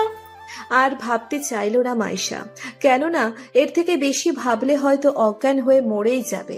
মিজান আলতো হেসে বলল, ওয়েলকাম হোম মাই ডায়মন্ডস। দেখো কে এসেছে। কে বাবা? তোমাদের খালামণি। আরিয়া আর আয়াতের কিছু বুঝতে আর বাকি রইল না যে এরা কারা। রহমান যেমন মায়েশা থেকে এই সত্য লুকিয়ে রেখেছিল, মিজান এমন কিছুই করেনি। শারমিন বেগম অবাক স্বরে বললেন, মাশাআল্লাহ আপা, তোমার ছেলে দেখি বেশ বড় হয়ে গিয়েছে। নুহাসের থেকে বেশ ছোট হলেও ছেলের তো বিয়ের বয়স হয়ে গিয়েছে। এমন আকাম্মা পোলারে কে বিয়ে করবে? রাহিলা বেগম বলে ফেললেন। আলতো হাতে মাথা চুলকালো আয়াত। মায়েশাকে দেখে সামান্য হক চুকিয়ে গেলেও কোনো প্রতিক্রিয়া দেখালো না। শারমিন বেগম এবার বললেন, অনেক সময় ধরে কথা বললাম আপনাদের সাথে, এখন বেশি দেরি করা যাবে না। আমরা তাহলে আসলাম ভাইজান। মিজান সাহেব মুচকি হেসে সম্মতি জানালেন। সেই কথা মতো সোফা থেকে উঠে বাইরে বেরোনোর জন্য উদ্যত হলো নুহাস আর মাইশা। কাল দেখা হচ্ছে ম্যাম ভার্সিটির ইভেন্টে। এবার কোনো ছাড়াছাড়ি নেই। কাজিন সিস্টার জম্পেশ প্রেম হবে। দরজা যেন অবাক না হয়ে পারল না, তবুও নুহাসের পাশ ঘেঁষে আপন মনে হেঁটে চলেছে। আয়াতের দিকে আর চোখে তাকিয়ে দেখলো সে দাঁত কেলিয়ে হাসছে। মাইশা এই ছেলের বেহায়াপনা না দেখে মুখ না বাঁকিয়ে যেন পারল না, বিড়বিড় করে বলল, নির্লজ্জ কোথাকার। জাহাঙ্গীরনগর বিশ্ববিদ্যালয়ের আজ রমরমা ভাব, চারিদিকে যেন আনন্দের ছড়াছড়ি। ঢাকার বিভিন্ন পাবলিক আর প্রাইভেট বিশ্ববিদ্যালয়ের ছাত্রছাত্রীদের সমাগমে যেন অনুষ্ঠানটি আরো মুখরিত হয়ে উঠেছে। অদম্য কৌতূহল নিয়ে তাই ক্যাম্পাসে প্রবেশ করলো মাইশা আর ওর বন্ধুরা। অর্পির সাথে ম্যাচিং করে নীল শাড়ি পরেছে মাইশা, আর নীল রং বরাবরই নিজের প্রিয় রং বলে দাবি করে ও। মুখে মেকআপ, চুলটা খোপা করে বেলি ফুলের মালা দিয়ে গাঁথা, এতে এক কথায় অপসরী মনে হচ্ছে ওকে। এদিকে অর্পির মুখ থমথমে, মুখ কালো করে এক প্রান্তে বসে আছে। সামাদ তা দেখে বলল, এভাবে মুখ কালো করে আসিস কেন? আনান টিটকিরি মেরে বলল, মাইশায়ের গালে হাত দিয়ে আদর করছে তাই। টিটকিরি মেরে বলল। অর্পি এবার ন্যাকা কান্না করে বলল, আর বলিস না সামাদ, আমি শাড়ির সাথে চশমা পরেছিলাম বলে এই অসভ্য মেয়েটা আমায় থাপ্পড় মেরেছে। মাইশা ওর কথায় ভ্রুক্ষেপহীনভাবে বলল, তো তোর গালে চুম্মা দিতাম নাকি? হ্যাঁ ফাজিল মেয়ে, শাড়ির সাথে কেউ কি চশমা পরে? পুরোই খ্যাত লাগে দেখতে। চশমা ছাড়া আমি তো কিছুই দেখতে পারি না, তো কি করব বল? মিনমিন করে বলে ফেলল অর্পি। মাঝে মাঝে অর্পির এসব ছিচকান্দুরে ভাবগুলো অতিষ্ঠ করে ফেলে সবাইকে। আনান এবার তাই বিরক্ত হয়ে বলল, এর লেগাই আমার দাদি বলতো বেশি করে পুঁটি মাছ খাইতে, তাইলে এই জীবনে কখনোই চোখে সমস্যা হইব না। আর তুই পুঁটি মাছ দেখলে তো পালাই পালাই করস। আন্টি কান মলা দিয়েও তোরে পুঁটি মাছ খাওয়াইতে পারেন নাই, এখন শাড়ির সাথে পর চশমা, পুরাই কানা বান্দর লাগবো তোরে। আনানের টিটকারি শুনে চোখ ছোট ছোট হয়ে এলো অর্পির। পৃথা তাই বলল, হয়েছে, আর কথা বাড়াতে লাগবো না। এবার বল তো আমায় কেমন লাগছে? তোরে সুন্দর লাগলে এবার কি হইব? তুই হলো আমাদের বুকিং জিনিস, আর এসব জিনিসের রিভিউ আমি দিই না। দমে যায় পৃথা। এখন কোনো কথা বললেই এই ছেলেটা ওর মান সম্মান সব জলে ভাসিয়ে দেবে। ওদের কথার মাঝেই মাইশার হঠাৎ চোখ গেল ক্যাম্পাসের অন্য একটি প্রান্তে। আয়াতকে দেখা যাচ্ছে ওখানে। কালো পাঞ্জাবি পরাতে যেন ওর সমস্ত সৌন্দর্য উপচে পড়ছে শরীর থেকে, আর কথা বলার ভঙ্গিমাও মাশাআল্লাহ। এমন ছেলের প্রেমে কি না পড়ে আর পারা যায়? মাইশাকে এভাবে উদাসীন হতে দেখে অর্পি বলে উঠল, কি রে, এভাবে কি দেখছিস? তেমন কিছু না, আয়াত ভাইকে দেখছিলাম। হ্যালো। অর্পির চোখ ছানা বড়া হয়ে গেল মাইশার এই কথা শুনে। তাজ্জব হয়ে বলল, তুই আর আয়াত ভাইরে দেখছিস? ও মা, আয়াত ভাই যদি দেখার জিনিস হয় মানুষ তো তারে দেখবো না। আফটার অল এই ছেলেটা এখন মাইশার কাজিন ব্রাদার হয়েছে। আর যাই হোক, এখন আর থাপড়া থাপড়ি ছুড়াছুড়ি চলবো না। পৃথার এই কথার পরিপ্রেক্ষিতে মাইশা কিছুই বলল না। তাছাড়া অনুষ্ঠানের সময় হয়ে যাচ্ছে, বিধায় সবাইকেই যেতে হলো স্টেজের সামনে। অডিটোরিয়ামে যেতেই শাওনের মুখোমুখি হলো মাইশা। আজ শাওনও কালো পাঞ্জাবি পরেছে, তবে ওর বুকের কাজটা আয়াতের পাঞ্জাবির ডিজাইন থেকে কিছুটা ভিন্ন। চুলগুলো সুন্দরভাবে পিছনে সেট করে রাখতে ভালো লাগছে দেখতে। শাওন মুখে হাসি ফুটিয়ে বলল, হ্যালো মাইশা, বাহ, তোমাকে তো বেশ সুন্দর লাগছে। তো তুমি আর অর্পি কি সেম শাড়ি পরেছো নাকি? দুজনকেই চমৎকার লাগছে। আপনি আর আয়াত ভাইয়াও তো সেম পাঞ্জাবি পরেছেন। হুম, আমাদের কালার সেম হলেও ডিজাইনে একটু ভিন্নতা আছে। আচ্ছা, এখন এসব কথা থাক, তোমরা বসো সবাই। আর মাইশা, তুমি আমার সাথে স্টেজে চলো, একটু পরেই তো উপস্থাপনা করতে হবে। ইন্ট্রোডাকশনটা তুমিই দিবে, আর বাকিগুলো স্টেপ বাই স্টেপ অন্যরা করবে। জি ঠিক আছে। তারপর শাওনের সাথে স্টেজের পেছন দিকে গেল মাইশা। উত্তেজনায় বুক কিছুটা ধুকপুক ধুকপুক করছে। এমন না যে উপস্থাপনার অভিজ্ঞতা ওর প্রথম, কিন্তু এবার মনের মধ্যে অন্যরকম সব ভাবনাগুলো কাজ করছে। কয়েক কদম শুকনো ঢোক দিয়ে নিজের মনকে স্থির রাখলো মাইশা। হঠাৎ পেছন থেকে কেউ বলে উঠল, এত স্ট্রেস নিচ্ছ কেন? মাইশা পেছন ফিরে দেখলো আয়াত দেয়ালে হেলান দিয়ে হাত ভাঁজ করে দাঁড়িয়ে আছে। ঠোঁটের কোণে এক ধরনের প্রেমময় হাসি, চোখের চাহনিও তীব্র।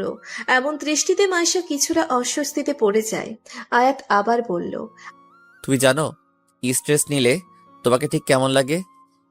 পুরাই একটা কিউট বিড়ালের মতো। তাই এত স্ট্রেস নিও না, কেউ বিড়াল ভেবে আবার ছিনিয়ে নিয়ে যাবে। আয়াতের এমন কথাবার্তায় মাইশা মাথা নিচু করে ফেলল। মাঝে মাঝে আয়াতকে মাইশার বড্ড রহস্যময় মনে হয়। আয়াতকে বিভ্রান্ত হতে দেখে কিছুটা এগিয়ে এলো মাইশার কাছে, তারপর ক্ষীণ গলায় কানের কাছে বলল, এইভাবে সাজার মানে কি ম্যাম? আমাকে ঘায়ল করার উদ্দেশ্য নিয়ে এসেছো নাকি? মোটেও না। মনে তো হয় না। আচ্ছা, এইসব কথা এখন থাক। টেনশনে মুখটা আতম ভুতম বানিয়ে রেখো না। Take a deep breath and best of luck. এ কথা বলে নিঃশব্দে চলে গেল আয়াত। মাইশা কিছুক্ষণ এক দৃষ্টিতে সেদিকে তাকিয়ে থেকে চোখ ফিরিয়ে নিল। এখন আয়াতের মায়াবী কথার জালে ভাবুক হয়ে গেলে চলবে না, নিজের মনকে স্থির রাখতে হবে। অনুষ্ঠানের উদ্বোধনটি সুন্দরভাবে হয়েছে। দেশের অনেক বরেণ্য ব্যক্তিবর্ণ এসেছে জাহাঙ্গীরনগর বিশ্ববিদ্যালয়ের এই অনুষ্ঠানটিতে। উপস্থাপনার প্রথম ভাগ নিপুণভাবে করল মাইশা। আপাতত তার কাজ শেষ, বাকি ভাগগুলো অন্য শিক্ষার্থীরা সম্পন্ন করবে। একটা স্বস্তির নিঃশ্বাস ফেলে ধীর পায়ে স্টেজের পিছনে সিঁড়ি দিয়ে মাইশা নেমে গেল। এখন আনান, সামাদ, পৃথা আর অর্পিকে এই মানুষের ভিড়ে খুঁজে বের করতে হবে। বেশ কিছু দূর এগিয়েই আশেপাশে মাইশা খুঁজতে থাকলো সবাইকে, কিন্তু বিশাল এই মানুষের সমারোহে এতটাও তো সহজ না। মাইশা সামাদকে কল করতে গিয়ে দেখলো যে মোবাইলে ব্যালেন্স নেই। মুখে তাই বিরক্তিকর আভাস ছড়িয়ে পড়েছে, কিন্তু এর মধ্যে এতটা বেখেয়ালি যে মাইশা হয়ে যাবে এটাও বুঝতে পারেনি। স্টেজের সাথে থাকা সরু লোহার রডের সাথে ব্লাউজের ফিতা পেঁচিয়ে যাওয়াতে হুট করে ফিতার এক অংশ ছিঁড়ে আটকে গেল ওই রডটিতে। বিষয়টি বোঝা মাত্রই শঙ্কা ঢুকে যায় ওর মনে। রাগে দুঃখে নিজের অসাবধানতার জন্য গালি দিতে ইচ্ছে করছে নিজেকে। শাড়ির আঁচলটি দিয়ে তাই সাবধানে নিজের পিঠ ঢেকে নিল। তবুও কাঁধের পাশটির ঢিলটি স্পষ্ট বোঝা যাচ্ছে। আশপাশ তাকালো মাইশা, পরিচিত কেউই নেই, আর থাকলাকে খুব দরকার। কিন্তু অর্পি বা পৃথা তো দূরে থাক, আশেপাশে তেমন কোনো মেয়েকেই দেখা যাচ্ছে না। এক অজানা আশঙ্কায় ছলছল করে উঠল মাইশার চোখ ছোড়া। ঠোঁট চেপে নিচের এই করুণ পরিস্থিতিটা মানিয়ে নেওয়ার ব্যর্থ প্রচেষ্টা করছে। তখনই হঠাৎ শাওনকে দেখে মনে আশার আলো জাগলো মাইশার। গলাটি হালকা উঁচিয়ে বলল, শাওন ভাইয়া। মাইশার কণ্ঠ পেয়ে শাওন সেদিকে তাকিয়েই যেন অবাক। মেয়েটা স্টেজের এক কোণে বিচলিত হয়ে দাঁড়িয়ে আছে, চোখের পানি যে কোনো সময়তেই যেন উপচে পড়বে। শাওন সেদিক দিয়েই বলল, এনি প্রবলেম মাইশা? এতটা প্যানিক দেখাচ্ছে কেন? এখানে কোথাও রেস্টরুম আছে? আছে, তবে সেটা ভন্টেদের জন্য। তবে তুমি চাইলে ম্যানেজ করে নিতে পারবে। তাহলে করে দিন না ভাইয়া, আমি অনেক বড় প্রবলেমে পড়েছি। মাইশার চোখে মুখে উদ্ভ্রান্ত ভাবটা স্পষ্ট ফুটে ওঠাতে শাওন বিনা বাক্যে ওকে রেস্ট রুমে নিয়ে গেল। রেস্ট রুমে আসতেই মাইশা শাওনকে বলল, ভাইয়া, অর্পি বা পৃথাকে দেখেছেন? না তো, তবে আমি ডাক দিয়ে নিয়ে আসি, কেননা বাইরে এত সাউন্ড যে কল দিলেও ওরা শুনতে পারবে না। মাইশা সাথে সাথেই চেঁচিয়ে বলল, প্লিজ যাবেন না, আমি একা এখানে সিকিউর থাকবো না। শাওন নির্লিপ্ত ভঙ্গিমায় কিছুক্ষণ তাকিয়ে থাকলো মাইশার দিকে, মিহি কণ্ঠে বলল, আমায় নিজের ফ্রেন্ড মনে করো মাইশা? মনে করো আনান বা সামাদের মতো আমি তোমার একজন ফ্রেন্ড। মাইশা নীরব। বলো তো কি হয়েছে তোমার? আমার ব্লাউজের ফিতে ছিঁড়ে গিয়েছে ভাইয়া। মাইশার এই কথার মাঝেই দরজা খুলে কেউ ভেতরে ঢুকতে ঢুকতে বলল, এ শাওন, কল দিচ্ছি, ধরছিস না কেন? মাইশা শাওন দুজনেই মাথা ঘুরিয়ে দেখলো আয়াত দাঁড়িয়ে আছে। আয়াত ইতিমধ্যে কিছুটা অবাক, মিহি কণ্ঠে বলল, এনি প্রবলেম? আয়াত, তুই এখানে মাইশার সাথে থাক, আমি অর্পিকে নিয়ে আসছি। কিন্তু হয়েছেটা কি? শাওন একটা নির্লিপ্ত শ্বাস নিয়ে বলল, আমি অর্পিকে নিয়ে আসছি।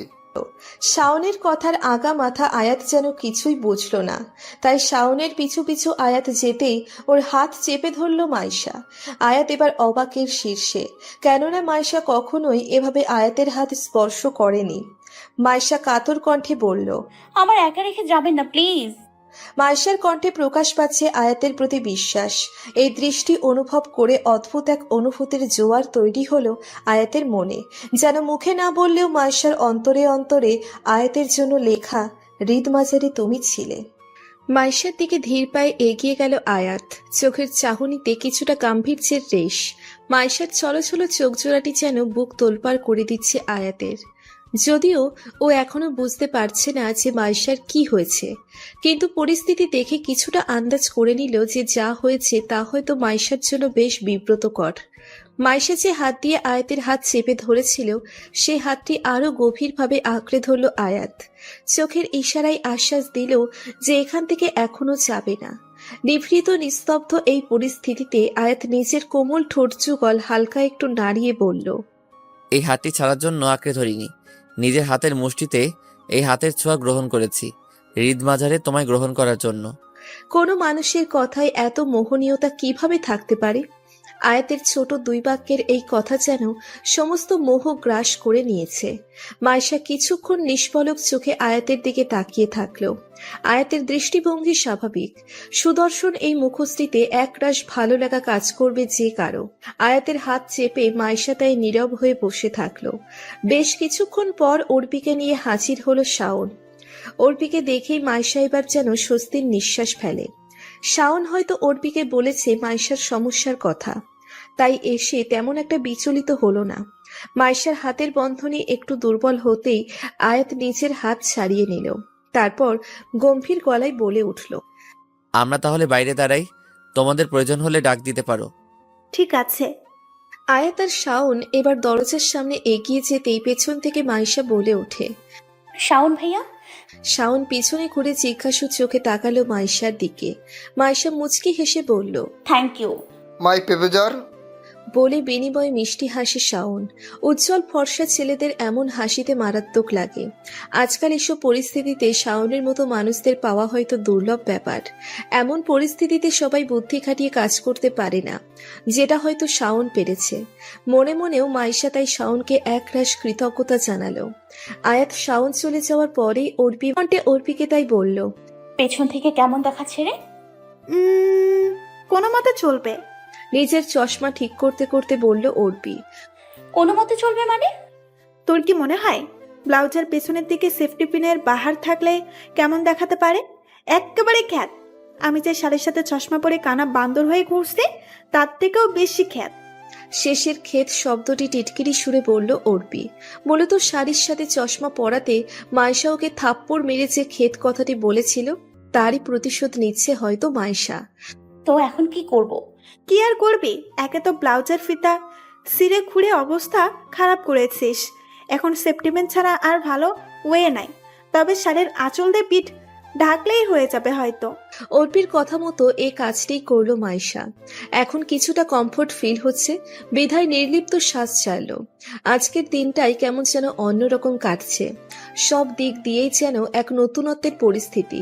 অনুষ্ঠান শেষ হয়েছে সুন্দরভাবে। একে একে সবাই ক্যাম্পাস ছেড়ে চলে যেতে থাকলো সবার নিজস্ব গন্তব্যে। আকাশে মেঘ জমেছে ভালো, হয়তো যে কোনো সময় এই মেঘ চিরে গড়িয়ে পড়বে জলের ছোট ছোট কণা। মাইশা, আনান, পৃথা, সামাদ, অর্পি সবাই উদ্যত হলো নিজেদের বাড়িতে যাওয়ার জন্য, কিন্তু মাইশা সেখানেই দাঁড়িয়ে আছে উদাসীন ভাবে। অর্পি বিষয়টা বেশ ভালো মতো খেয়াল করলো। মাইশার আচার আচরণে বিরাট এক পরিবর্তন দেখতে পারছে। অর্পি তাই আনানকে ফিসফিসিয়ে বলল, আচ্ছা আনান, মাইশুর কি কিছু হয়েছে রে? কেমন যেন খটকা লাগছে। আনান যতই বন্ধু মহলে মজার মানুষ হয়ে থাকুক না কেন, সবার ব্যাপারেই প্রচন্ড খেয়ালি ও। মাইশার এই পরিবর্তনটি আনান অনেক আগেই ধরতে পেরেছিল, কিন্তু বিষয়টি অর্পিকে বুঝতে না দিয়ে বলল, আরে তেমন কিছু না, এই মেয়ে তো আগের থেকেই ভাবুক রানী, আবারও তেমন কিছু হয়েছে হয়তো। ও আরে এই মাইশা, পায়ে কি সুপার গ্লু লাগাই রাখছোস? বাসায় যাবি না? আনানের উদ্দেশ্যমূলক কণ্ঠ। তোরা যা, আমি একা যেতে পারবো। দেখ বৃষ্টি পড়বে মনে হয়, তুই এক্ষুনি আমাদের সাথে যাবি। যদি তোর বদমাইশ ভাইটাকে শুনে যে তোরে একা রেখে আমরা চলে গেছি, তাহলে আমাদের সব কয়টারে জুতা পিটা করবো এই হালায়। আনানের কথায় বেশ বিরক্ত হলো মাইশা। দাঁতে দাঁত চেপে বলল, আমার ভাই জুতা পিঠা খাবি না, কেন চর খাবি? বলছি না যে আমি যেতে পারবো না। ভালোই ভালোই চলে যা, নয়তো নাহলে তোর আকাম কুকাম সব তোর বাপের কানে লাগামু। এখন দূর হ। আনানের হাওয়া এবার টাইট হয়ে গিয়েছে। অপমানে থমথমে হয়ে তাই আনান সহ বাকিরা চলে গেল ক্যাম্পাস ছেড়ে। মাইশা এবার আশেপাশে উদ্দেশ্যহীনভাবে হাঁটতে শুরু করেছে। জাহাঙ্গীরনগরের ক্যাম্পাসটি এক কথায় বিশাল, সাথে বেশ সুন্দরও। এখানে আসলে যে কারোরই মনটা কাব্যিক হওয়ার জন্য আনচান করবে। সেই সুন্দর পথের ভেতর দিয়ে আপন মনে হেঁটে চলছে মাইশা। সুর কেমন যেন এক ধরনের বৃষ্টিময় সুবাসে সর্বত্র মেতে উঠেছে। এখনো বাসায় যাওনি তুমি? এত সৌন্দর্যের ভিড়েও এই কণ্ঠ শুনে বুকে তোলপাড় শুরু হলো মাইশার। সামনেই আয়াত দাঁড়িয়ে আছে। মাইশা উদাসীনভাবে বলল, যেতে ইচ্ছে করছে না। যেতে ইচ্ছে করছে না আবার কেমন কথা? একটু পর বৃষ্টি পড়বে তো। পড়ুক, বৃষ্টিতে ভিজতে ভিজতে বাড়ি যাব। আয়াতের ভ্রু আপনা আপনি কুঁচকে গেল মাইশার এই কথাটি শুনে, তাই অবাক নয়নে বলল, হঠাৎ বৃষ্টিতে ভিজতে ইচ্ছে করছে তোমার? ইচ্ছে তো হচ্ছে, কিন্তু কিন্তু কি? আজ বৃষ্টি হবে না। আয়াত গোল গোল চোখ করে তাকিয়ে থাকলো মাইশার দিকে। এমন চাহনিতে বেশ মজা পাচ্ছে মাইশা। ছেলেটার অবাক মিশ্রিত চাহনিটা আসলেই ঘায়েল করার মতো। আয়াত এবার বলল, আর ইউ ফাইন মাইশা? এত উদ্ভট কথা কেন বলছো? এই বললে বৃষ্টিতে ভিজবে, আর এই বললে বৃষ্টি হবে না মানে? আজকে আকাশ মেঘলা থাকলেও বৃষ্টি আজকে হবে না। গুগলে ওয়েদার চেক করেছি, তাই বললাম আর কি। ঠোঁট কামড়ে কথাটি বলল মাইশা। আয়াত এবার বলে উঠল, উফ, তুমি আমায় বিভ্রান্ত করার পরিকল্পনা নিয়েই মনে হয় আমার কাছে এসেছো। অনেক হয়েছে উদ্ভট কথাবার্তা, এখন বাসায় যাও। ওয়েট, আমি তোমাকে দিয়ে আসছি। আপনি কেন দিয়ে আসবেন? আমি একাই যেতে পারবো। ছোট বাচ্চা নাকি আমি? মুচকি হাসল আয়াত। চোখের দৃষ্টিতে দুষ্টুমির হালকা নিচু করে মাইশার মুখের কাছাকাছি আসলো আয়াত। মাইশা পিছাতে চেয়েও পারল না, অনুভূতির বেড়াচালের কারণে। আয়াত ঠোঁট নাড়িয়ে মৃদু স্বরে বলে উঠল, আরহাম আয়াত নিজের পছন্দের জিনিসটা একা ছাড়ে না ম্যাম। আর তুমি তো নিতান্তই আমার হার্টবিট, তাহলে তো একা ছাড়ার প্রশ্নই ওঠে না। আমি মরে যাব যে। অপ্রস্তুত হয়ে পড়ল মাইশা। আয়াত সব প্রতিভ দৃষ্টিতে ইশারায় আসতে বলল ওর সাথে। মাইশাও তাই করল বিনা বাক্যে। আর করবে নাইবা কেন? সর্বত্র যেন আরহাম আয়াত নামের এক মায়াবী জাল ওকে ঘিরে ধরেছে। আপন মনে তাই মৃদু কণ্ঠে বলল, ইস, আপনার এমন নেশা জড়ানো কণ্ঠে পাগল হয়ে যাই তো আমি। আপনি কি তা বোঝেন না? এতক্ষণে মেঘাচ্ছন্ন আকাশটি চিরে হঠাৎ করে এক চিলতে রোদ এই ব্যস্ত নগরীতে হানা দিয়েছে। যেই আকাশটি দেখে কিছুক্ষণ আগেই যে মনে হলো যে কোনো সময় তুমুল বেগে বৃষ্টিপাত হবে, তার রেশটুকু এখন নেই। আর এই ব্যস্ত নগরের এলোমেলো পথ দিয়ে আয়াত নিজের বাইক ছুটিয়ে চলেছে। পিছনেই একরাশ অস্বস্তি নিয়ে বসা মাইশা। আজ দ্বিতীয়বার মাইশা আয়াতের বাইকে চড়লেও প্রথম দিনের মতো সেই অস্বস্তি ছোট চুলগুলো বারবার স্পর্শ করে চলছে মাইশার মুখ। তারপরও আবার শাড়ি পরে বাইকে বসাও একটি মেয়ের জন্য সহজসাধ্য ব্যাপার নয়। তার জন্য মাইশার মন মেজাজ বিক্ষিপ্ত। আয়াত লুকিং গ্লাসে এক নজর পরখ করে নিল মাইশার বিক্ষিপ্ত মুখ, তারপর বলে উঠল, শাড়ির আঁচলটা সামলে রাখো, আর বারবার চেক করবে যে কোনোভাবেই ওটা নিচে না পড়ে যায়। আমি বাচ্চা নই, বুঝলেন যে এমন ভাবে বলতে হবে। আয়াত যেন অবাক না হয়ে পারল না। একটা মিহি হাসি দিল বিনিময়ে। ভ্রু নাচিয়ে বলল, কি এক জ্বালারে বাবা, জাস্ট শাড়ির আঁচলটা সামলে রাখার কথা বললাম, আর এই মেয়ে বলে যে সে বাচ্চা না। বাচ্চারাও শাড়ি পরে বুঝি? আয়াতের পিঠে একটা কিল মারল মাইশা। এমনিতেও মন মেজাজ কেমন যেন শাড়ির মতো পেঁচিয়ে গিয়েছে। তার ওপর আয়াতের অসংলগ্ন কথাবার্তা যেন ওকে পাগল না করে আর পারল না। মুখ ফুলিয়ে তাই বলল, দিন দিন আরো ফাজিল হচ্ছেন আপনি। তো আমি তোমার কাছে ভালো ছিলাম কবে? ভালো মানুষই করতে গিয়েও তোমার হাতের চর খেতে লেগেছে। তবে ফাইজলামি করলে তো আমার আর বাঁচতেই দেবে না। তখন পেপারে বড় বড় অক্ষরে ছেপে উঠবে, এক দস্যুমের হাতে আর যে আরহাম আয়াতের খুন। ব্যাপারটা ইন্টারেস্টিং হবে না? আয়াতের বিদ্রুপ কণ্ঠ। মাইশা চোখ গরম করে লুকিং গ্লাসের দিকে তাকাতেই চোখ টিপ মারল আয়াত। মাইশা সাথে সাথে ফিরিয়ে নিল। আয়াতের এভাবে চোখ টিপ মারাতে ওর হার্টবিট যেন দ্রুত বাউন্স করছে। আয়াত বাইকে মনোযোগী হয়ে বলল, আবার ভাবুকরানি হয়ে যেও না কিন্তু, পরে বাইক থেকে পড়ে গিয়ে কোমর পা ভেঙে বসবে। মাইশা কিছু না বলে এক হাত দিয়ে আয়াতের কাঁধ চেপে বসে থাকলো, যেন পড়ে না যায়। বিনিময়ে আয়াত এক সুনিপুণ দৃশ্যটি দেখেছে। আয়াতের ফর্সা মুখশ্রীর এই হাসিটাই অনন্য। কথায় কথায় তেমন একটা রাগ করে না, বরং হালকাভাবে বিষয়গুলো গ্রহণ করে নেয়। আর ঠোঁট যুগল মৃদুভাবে নাড়িয়ে সেই কথাগুলো বলে। মাইশার তো ইচ্ছে করে গিলে ফেলতে। মনে মনে নিজের কাজে নিজেই অবাক হলো মাইশা। চারিদিকে আরহাম আয়াতের এই অস্তিত্ব ওকে নির্লজ্জ বানিয়ে দিচ্ছে। মাইশা আচমকা আয়াতকে বলল, একটা কথা বলবো? বলো। ভালোবাসি। মাইশা আয়াতের কানের কাছে হুট করে বলে ফেলল মিহি কণ্ঠে। বিষয়টা যেন আয়াত নিতে পারেনি। বিস্ময়ের পাহাড় নিয়ে হুট করে রাস্তার এক কোণে ব্রেক কষল তাই। রাস্তাটি নীরব, মাঝে মাঝে শুধু দু একটা গাড়ি বা রিক্সা যাচ্ছে। রাস্তার কোণে দাঁড়ানো কৃষ্ণচূড়া গাছটিকে দেখলে মনে হবে প্রকৃতি যেন প্রেমের জন্যই তৈরি। কি সুন্দর লাগছে! এমন সুন্দর দৃশ্যগুলো ভ্রুক্ষেপ না করে আয়াত বিস্ময় নিয়ে পিছনে ঘুরল। মাইশা ভারাক্রান্ত অবস্থায় বসে আছে। আয়াত বাইক থেকে নেমে মাইশার মুখোমুখি হয়ে দাঁড়ালো। ঠোঁট দুটো কেমন যেন শুকিয়ে গিয়েছে, হয়তো এত বড় ধাক্কাটা সামলাতে পারছে না। জিভ দিয়ে ঠোঁটজোড়া হালকা ভিজিয়ে বলে উঠল, কি বললে তুমি? বলেছি যে ভালোবাসি। আয়াত এবার হাসবে না কাঁদবে বুঝতে পারছে না। কোমরে হাত দিয়ে ঠোঁট চেপে এমনভাবে দাঁড়িয়ে আছে যেন বিষয়টি নিয়ে খুবই সিরিয়াস। কিছুক্ষণ মৌনতা কাটিয়ে আয়াত এবার বলল, এটা কি আদৌ কোনো রকম কোনো প্রপোজ হলো? ওসব প্রপোজ আমারে দিয়ে জন্মেও হবে না। আর আপনি ওই দিন বৃষ্টিতে ভিজতে আমারে ভালোবাসি না বললেও যা বলেছেন ওটাই যথেষ্ট আমার জন্য। আর আমার বলতে ইচ্ছে হয়েছে এখন, তাই হুট করে বলে ফেলেছি, বাস সব সত্যি। বলেই মাইশা আবার নিশ্চুপ। আয়াত এমন আজব মেয়ে কোসমিন কালেও দেখেনি। কিছু না বলে চুপচাপ বাইকের সিটের দুপাশে হাত দিয়ে মাইশার কাছাকাছি চলে গেল আয়াত। মাইশা তাই গোল গোল চোখ করে আয়াতের প্রখর চাহনির দিকে তাকিয়ে আছে।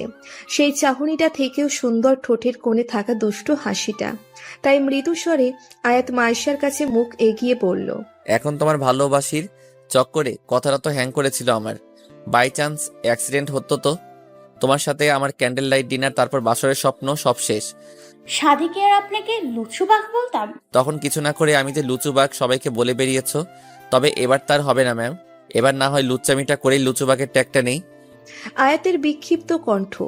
এই কণ্ঠ আর প্রখর চাহনি মাইশা এড়িয়ে যেতে পারে, তেমন যেন একটা নেশা কাজ করছে এই চাহনিতে। আয়াত এভাবে মাইশাকে ওর কথাই হারিয়ে যেতে দেখে আস্তে করে সরে পড়ল মাইশার কাছ থেকে। বাইকে উঠে বসে ইঞ্জিন স্টার্ট করতেই একটা শব্দ তৈরি হলো এই মৌনতার পরিবেশে। সিটি বাজাতে বাজাতে নির্বিকারভাবে বলে উঠল, চলো এবার একটু শ্বশুরবাড়িটা চক্কর দিয়ে আসি। মাইশার কথা মতো আয়াত বাইকটা থামালো দুতল বিশিষ্ট একটি ছিমছাম বাড়ির সামনে। এর আগে 2 দিন গলির মুখেই আয়াত মাইশাকে নামিয়ে দিয়েছিল, আর আজ প্রথম ওর বাড়ির সামনে এসেছে। এবার তাই তাকালো নেম প্লেটটার দিকে। সেখানে ইটালিয়ান ডিজাইনে লেখা আছে পান্থনিবাস। নামটি পছন্দ হলো আয়াতের। এতক্ষণে বিকেল পেরিয়ে সন্ধ্যা হয়ে এসেছে, যে কোনো সময় মাগরিবের আজান দিয়ে দেবে। তাই মাইশার একটু তাড়া। মাগরিবের আজানের পর বাড়িতে আসাটা কোনো ভদ্র পরিবারের মেয়েদেরকে সমর্থন করে না বলে সমাজের ধারণা। মাইশা এবার নেমে পড়ল বাইক থেকে। আয়াত তা দেখে বিদ্রুপ সুরে বলল, আমার হবু শ্বশুর বাড়িতে আজ আসতে দেবে না? মাইশা মেকি হেসে বলল, আয়াত দেব তো, যদি আমার চর থাপ্পড় আমার আদরের বড় ভাইয়ের ক্যালানি আমার বাবা মা ওরফে তোমার হবু শ্বশুর শাশুড়ি সেই মহাপুরুষের বাণী শুনতে চাও, তবে তোমায় চিরতরে ওয়েলকাম। তার আগে হসপিটালে তোমার জন্য কেবিন বুক করে আসি। ও মা, আমার মতো হ্যান্ডসাম ছেলেকে এভাবে ট্রিটমেন্ট করবে তোমরা? আয়াত আহতের ভান করে বলল। মাইশা বিনিময়ে কিছুই বলল না। আয়াতের অগোছালো চুলগুলো ঠিক করে দিতে দিতে বলল, এখন আগে ভাগে জামাই আদর পাওয়ার দরকার নেই। ভুলে যাবে না যে আমার বাবার সাথে খালু ঝামেলা আছে। তবে এত টেনশন নিও না, ইনশাল্লাহ সব ঠিক হয়ে যাবে। এখন একটা রিকোয়েস্ট তোমার কাছে। কি? আল্লাহর ওয়াস্তে আর আপনি আপনি করে ডাকবে না। ঠিক আছে, ডাকবো না। এখন আমি ভেতরে যাই, বেশি দেরি হয়ে গেলে আম্মু কেলানি দেবে। ওকে মাইশু। পেছনে ঘুরল মাইশা। আয়াতের মুখে এই নাম শুনে যেন অবাক হয়েছে, তেমন বিস্ময়। আয়াত ফ্লাইং কিস করে দিয়ে বলল, ভালোবাসি। আমিও। মিহি কণ্ঠে এই কথাটি বলে ভিতরে চলে গেল মাইশা। আয়াতের মুখের দিকে একবারও তাকায়নি লজ্জায়। ইস, একবার যদি দেখতে পারত সেই হতভম্ব মুখটি। জ্যোৎস্নার মায়াবী আলো আর রাস্তার টিমটিমে লাইটের প্রতিফলনে ছাদটি লাগছে বেশ সুন্দর। ক্ষণে ক্ষণে ফুরফুরে হাওয়া বয়ে চলেছে। ঘড়ির কাঁটা এখন 8:30 কি 9:45 আছে। আর এই অসময়ে ছাদে মাদুর পেতে বসে আছে মাইশা আর ওর বন্ধুরা। মূলত হুট করে মাইশার ডাকাতেই সব কটা হাজির হয়েছে নুহাসকে ভয় পাওয়া সত্ত্বেও। আনান, অর্পি, সামাদ, পৃথা, ওদের সবার চোখে মুখে ওরা এখানে। অথচ মাইশা কোনো কথা না বলে আনমনে স্যান্ডউইচে একের পর এক বাইট দিয়ে চলেছে। নীরবতা ভেঙে সামাদ এবার বলল, একটু বল তো, হুট করে কেন আমাদের সবাইকে আসতে বললি? মাইশা নির্বিকার। আসলে ও যখন প্রচন্ড টেনশনে কিছু বলতে পারে না তখন খেয়ে খেয়েই নিজেকে সামলায়। যার সম্পর্কের বন্ধুরা অবগত থাকলেও এখন যেন বিষয়টা ভুলে গিয়েছে। আনান এবার দাঁতে দাঁত চেপে বলল, এভাবে রাক্ষসীর মতো খাওয়া বন্ধ কর, তোর খাবার আমরা নিয়ে যাচ্ছি না। মাইশা কিছু না বলে স্যান্ডউইচের বড় বাটিটা ওদের এগিয়ে দিল, কিন্তু কেউই তা নিল না। যেন মাইশার কথা শোনার জন্যই সবাই কৌতূহল নিয়ে বসে আছে। অর্পি এবার তর সইতে না পেরে বলল, যেই হারে খাচ্ছিস মনে তো হচ্ছে বড় কিছু হয়েছে রে। কি হয়েছে বল না। মাইশা এবার প্লেটটি রেখে টিস্যু দিয়ে হাত মুছে নিল নিজের। সবার অগোচরে পরপর বেশ কয়েকটা শুকনো ঢোক গিললেও যেন কথা বলার মতো সাহস জোগাতে পারল না। একটা নির্লিপ্ত শ্বাস নিয়ে আচমকা বলে ফেলল, আমি প্রপোজ করে ফেলেছি। আনান, সামাদ, পৃথা, অর্পি কারোরই যেন মাইশার এই কথাটি বোধগম্য হলো না। পৃথা বিচলিত হয়ে বলল, প্রপোজ করে ফেলেছিস মানে? আরেই তুই প্রপোজ করলি রে, যার কথা আমরা জানি না। আনান অবিশ্বাসের সুরে বলল, তুই আর প্রপোজ? যেই মায়ের কাছে ছেলেরা একটু আসলেই থাপড়ানি শুরু করে দেয়, সেই মায়া আবার প্রপোজ করছে। তো কি নাম ওই অদমটার, একটু শুনি। আর হামায়াত। চিল্লিয়ে বলে দম ছাড়ল মাইশা। চোখটা বন্ধ করে রেখেছে যাতে কারো রিয়াকশন না দেখতে পারে। অর্পি, আনান, সামাদ, পৃথা সবাই হতভম্ব। অর্পি কানে হালকা বাড়ি দিয়ে বলল, গাইস, আমি মনে হয় ভুল শুনেছি। মাইশা নামটা আবার বলতো, ভালো মতো শুনে নেই। আর হামায়াত। মাইশার মিহি কণ্ঠ। আনান এবার সত্যিই অজ্ঞান হয়ে যাবে, তাই হাহাকার করে বলল, তোরে ওই দিন ভাই কোল নিছিল বলে কি চটটাই না মারলি। তোর বদমাইশ ভাইটাও আমারে এমনে মারে নাই যেমনি তুই তারে মারছস। আর এখন তুই বলিস কিনা তুই আয়ের ধারে প্রপোজ করছস। তো ভাইয়ের রিয়াকশন কি ছিল? চর থাপ্পড় দিছে নাকি চুল টুল টানছে? মাইশা গোল গোল চোখ করে বলল, আজব তো, এমন করবে কেন? তুই যা করছিলি, আমি থাকলে তো তোরে লাথি মেরে সাউথ আফ্রিকা পাঠাই দিতাম। সবাই কি তোর মতো নাকি যে আমাদের প্রথম ঝগড়া আর ইগো নিয়েই বসে থাকবো? আসলে আয়াত ভাইয়াই আমাকে প্রথমে তার মনের কথা বলেছিল। কবে? দিন বৃষ্টিতে ভিজে আসছিলাম বলে নুহাস ভাই তোরে কল দিয়ে ঝাড়ি মেরেছিল। কথাটি বলতে গিয়ে মাইশা কেমন যেন মিলিয়ে যায়, কেননা আনান এবার নির্ঘাত ফেটে পড়বে। আর তাই হলো। আনানের এবার ইচ্ছে করছে এই মেয়েটাকে বুড়িগঙ্গায় চুবিয়ে মারতে। তাই দাঁতে দাঁত চিপে বলল, কসম আল্লাহর, তুই যদি আমার জানের দোস্ত না হতি এখনই তোর মায়েরা জানাজার ব্যবস্থা করতাম। শালি হারামি ওনানকার। বৃষ্টিতে প্রেম নিবেদন করবি তুই, আর আমারও হবু দুলা ভাইয়ের মাঝখানে ভাসাবি আমারে, তাও আবার ওই হালা নুহাস বেটার কাছে। মনটা তো চাইতেছে তোরে। পৃথা আনানের কাজ চেপে বিদ্রুপ স্বরে বলল, ভুইলা যাস না, তোর জানের জান নুহাস ভাই কিন্তু নিচেই আছে। যদি শুইনা ফেলায় যে তুই তারে হালা কইয়া ডাকস তো। বলেই মুখ চিপে হাসে পৃথা। সামাদ মুখ টিপে হাসলেও অর্পি হেসে মাদুরে গড়াগড়ি খাচ্ছে। কোনো মতে হাসি সামলে বলল, কি আর হইব, আননের পেয়ারে নুহাস ভাই ওর সারা শরীরে আদর করব। এমনই আদর করব পরে হসপিটালে ভর্তি হইতে লাগবো। তুই কি আমার কে মনে করিস না করবি? এই আনান তোরে অভিশাপ দিলাম, তোর লাইফে ওই নুহাসটার মতো একটা জামাই থাকবো। মোটেও না, আমার লাইফে থাকবো শাওন ভাইয়ের মতো ড্যাশিং একটা ছেলে। এমনকি শাওন ভাই হইলেও চলবে, সিগারেট খাক, আই ডোন্ট কেয়ার। অর্পি লাজুক সুরে বলল। মাইশা বোকার মতো ওদের কথা শুনে যাচ্ছে। তোদের কথা শেষ হলে আমরা এবার আমাদের মাইশা বেগমের লাভ স্টোরির দিকে ফিরে যাই। Love story? আর এই মাইয়ার যে স্টোরিটা শুরু হয়েছিল থাপড়া থাপড়ি দিয়া, ভাবতো একবার যে সামনে না জানি কত ক্লাইম্যাক্স থাকবো। আল্লাহ রে, একে একে সবকটা জুটি হয়ে যাচ্ছে। আমার রানী যে কবে আসবো থেকে নেমে নিচের ঘরে চলে এলো। মাথার ভিতরে শুধুমাত্র আয়াত ঘুরপাক খাচ্ছে। স্মৃতিচারণ হচ্ছে আয়াতের মাতাল করা কথাগুলো। ভালোবাসা বুঝি এমনই হয়, একবার প্রকাশ পেয়ে গেলে তা যেন সব দিক থেকে অনুভূতিতে গ্রাস করে নেয়। এক মিষ্টি রোদের প্রতিফলনে পিটপিট করে চোখ খুলল মাইশা। জানালার পর্দা ভেদ করে সূর্যের অবাধ্য রশ্মিগুলো আনমনে খেলা করছে মাইশার সদ্য খোলা চোখ যুগলে। আজ সকালটি একটু অন্যরকম মনে হলো ওর কাছে। মনে কেমন যেন এক প্রফুল্লতার ভাব। উফ, আজকে সব কিছু এত সুন্দর লাগছে কেন? মাইশা হাজার খুঁজেও যেন এর উত্তর খুঁজে পেল না। আর মুড়িয়ে উঠে বারান্দায় চলে গেল তাই। এ সময়কার মিষ্টি শীতল হাওয়াটি যখন ওর দেহ স্পর্শ করে তখন মন ছুঁয়ে যায়। বাড়ির সামনে দাঁড়ানো বড় কৃষ্ণচূড়া গাছটি সেই সময় অপরূপ লাগে দেখতে। মাইশা এসব কিছু উপভোগ করতে করতে যখন পাশের বারান্দায় তাকালো, সাথে সাথে স্তব্ধ হয়ে গেল ও। ভুল কিছু দেখছে না তো? হতে পারে, কিন্তু দু কয়েক চোখ মোছার পর ও আয়াতকেই দেখল নুহাস ভাইয়ার বারান্দায়। সেদিন কমলাপুর রেল স্টেশনে যেই লেমন টি শার্টটি পরেছিল সেই টি শার্টটি। বারান্দায় যেই প্লাস্টিকের চেয়ার ছিল সেখানে বসে আরামসে মাইশার বারান্দার দিকে তাকিয়ে আছে। মাইশার সাথে চোখাচোখি হতেই একটা চোখ মেরে বলল, গুড মর্নিং জান। মাইশা স্তব্ধ। এখানে আয়াতই আছে, সেই নেশা জড়ানো কণ্ঠ যা দেখে তোলপাড় শুরু হয়ে যায় হৃদয়ে। কিন্তু নুহাস ভাইয়ের রুমে সে কি করছে? ভাইয়া কিছু বুঝে যাবে না তো? মাইশা স্তব্ধ। ভাবতেই গায়ে হিম ধরে গেল মাইশার। বিচলিত কণ্ঠে বলে উঠল, আপনি আপনি এখানে কি করছেন? আবারও আপনি? দম নিল মাইশা। নুহাস ভাইয়ার ভয়ে নিজের হিতাহিত জ্ঞান হারিয়ে ফেলেছে। চোখজোড়া বন্ধ করে বার কয়েক নিঃশ্বাস ফেলল তাই। তারপর আয়াতের দিকে বিভ্রান্ত চোখে বলল, তুমি নুহাস ভাইয়ের বারান্দায় কি করছো আর কিভাবে বা আসলে? আয়াত চেয়ার থেকে উঠে রেলিং এর প্রান্তে দাঁড়ালো। এখান থেকে একটু সামনে মাইশার বারান্দা থাকতে আয়াত চাইলে এক লাফে সেখানে যেতে পারে, কিন্তু গেল না। স্বাভাবিক ভঙ্গিমায় বলল, আমি নিশ্চয়ই এখানে আর উড়ে উড়ে আসিনি। আর ওয়েট, তুমি এত ভয় পাচ্ছ কেন? অ্যাট এনি চান্স তুমি কি এটা ভাবছো যে আমি লুকিয়ে এখানে উঠেছি?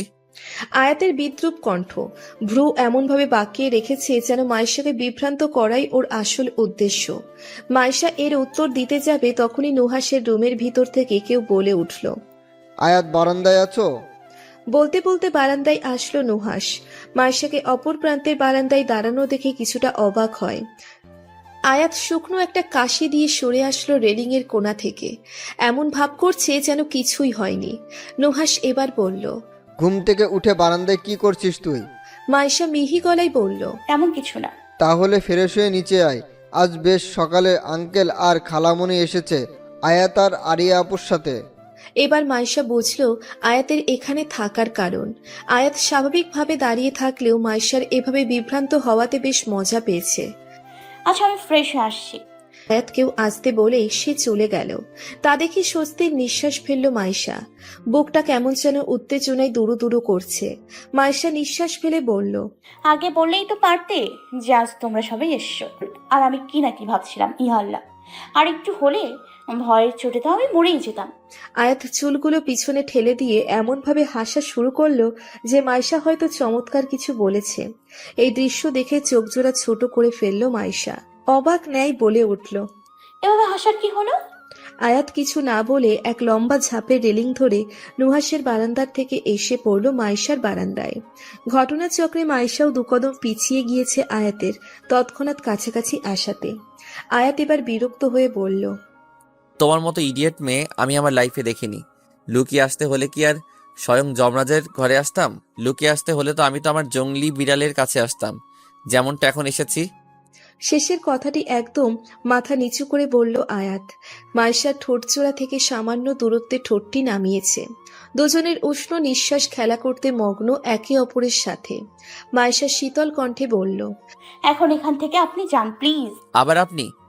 আই মিন, এখন এখান থেকে তুমি যাও। মাইশার জড়ানো কণ্ঠ, বুকের ঢিপ ঢিপ শব্দটা স্পষ্ট মাইশা শুনতে পারছে উত্তেজনায়। আয়াত মুচকি হেসে এক লাফে ওই বারান্দায় চলে গেল। পিছনে ফিরে মাইশাকে বলল, নিচে আসো জলদি, ওয়েট করছে সবাই।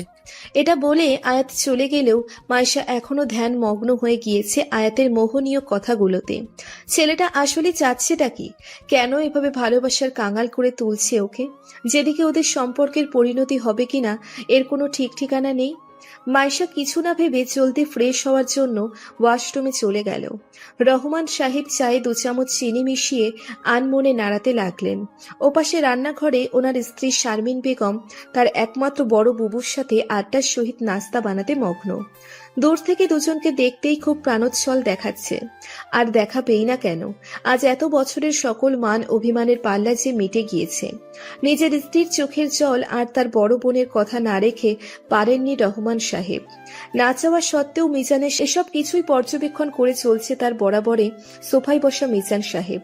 বার্ধক্যের ভারে চুল পেকে গেলেও রহমানের মনোভাব বোঝা তার জন্য পলকের ব্যাপার ছিল। তবুও তা উপেক্ষা করে বলল, আমি সত্যিই খুশি হয়েছি রহমান যে তুমি আবার আমাদের সাথে সম্পর্ক করে তুলেছ। রহমান সাহেবের গম্ভীর কণ্ঠ। মলিন হাসলেন মিজান সাহেব, তারপর আবার বলে উঠলেন, যেভাবেই হোক তবে মেনে নিয়েছ তো, এতেই আলহামদুলিল্লাহ। রহমান কিছু বললেন না। এক পলক ড্রয়িং রুমের কোণে বসা আয়াত আর আরিয়ার দিকে পরখ করে নিলেন। ছোট আরিয়াকে হঠাৎ এত বড় দেখে মন জুড়িয়ে গেল রহমান সাহেবের। দেখতে পুরো মিজানের মতোই হয়েছে। যতই মিজান সাহেবের সাথে রাগ করে থাকুক না কেন, মনে মনে আজও তাকে খুব সম্মান করে। রহমান বলে উঠল।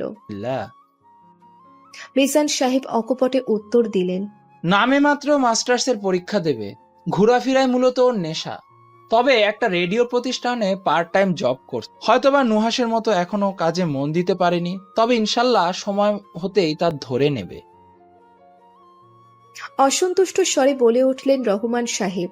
তখন তাদের আলাপচারিতার মাঝেই শারমিন বেগম ডেকে উঠলেন সবাইকে নাস্তা করতে টেবিলে বসার জন্য। সবাই সেই অনুযায়ী বসে পড়ল টেবিলে। খাওয়ার মাঝে শারমিন বেগম সবার উদ্দেশ্যে বলে উঠল, আজ সবাই একেবারে রাতের খাওয়া দাওয়া করে যাবে কিন্তু। আর আজকে বিকেলে আমরা নুহাসের জন্য মেয়ে দেখতে যাব। মেয়েটা আমার খুব পছন্দ হয়েছে। ভিমড়ি খেল নুহাস, অপ্রস্তুত স্বরে বলল, হ্যাঁ, তাছাড়া আজ বড় আপা, ভাইজান, আয়াত, আরিয়া সবাই আছে। এ ব্যাপারে আমি আর কোনো কথা শুনবো না। তা তো ঠিক আছে, কিন্তু মেয়েটাকে? মায়েশা জিজ্ঞেস করল। শারমিন বেগম উদ্গ্রীব হয়ে বলে উঠলেন, সেটা সারপ্রাইজ, এখন বলবো না। শারমিন বেগমের এই প্রত্যুত্তরে কেউ কিছু বলল না। আরিয়া আগ বাড়িয়ে বলল, আইডিয়াটা মন্দ না। বাড়ির বড় ছেলে হিসেবে নুহাসের বিয়েটা ধুমধাম করে করার পরিকল্পনা আছে শারমিন বেগমের। তাই তিনি খুশিতে গদগদ হয়ে বলে উঠলেন, তবে তো অনেক ভালো হবে।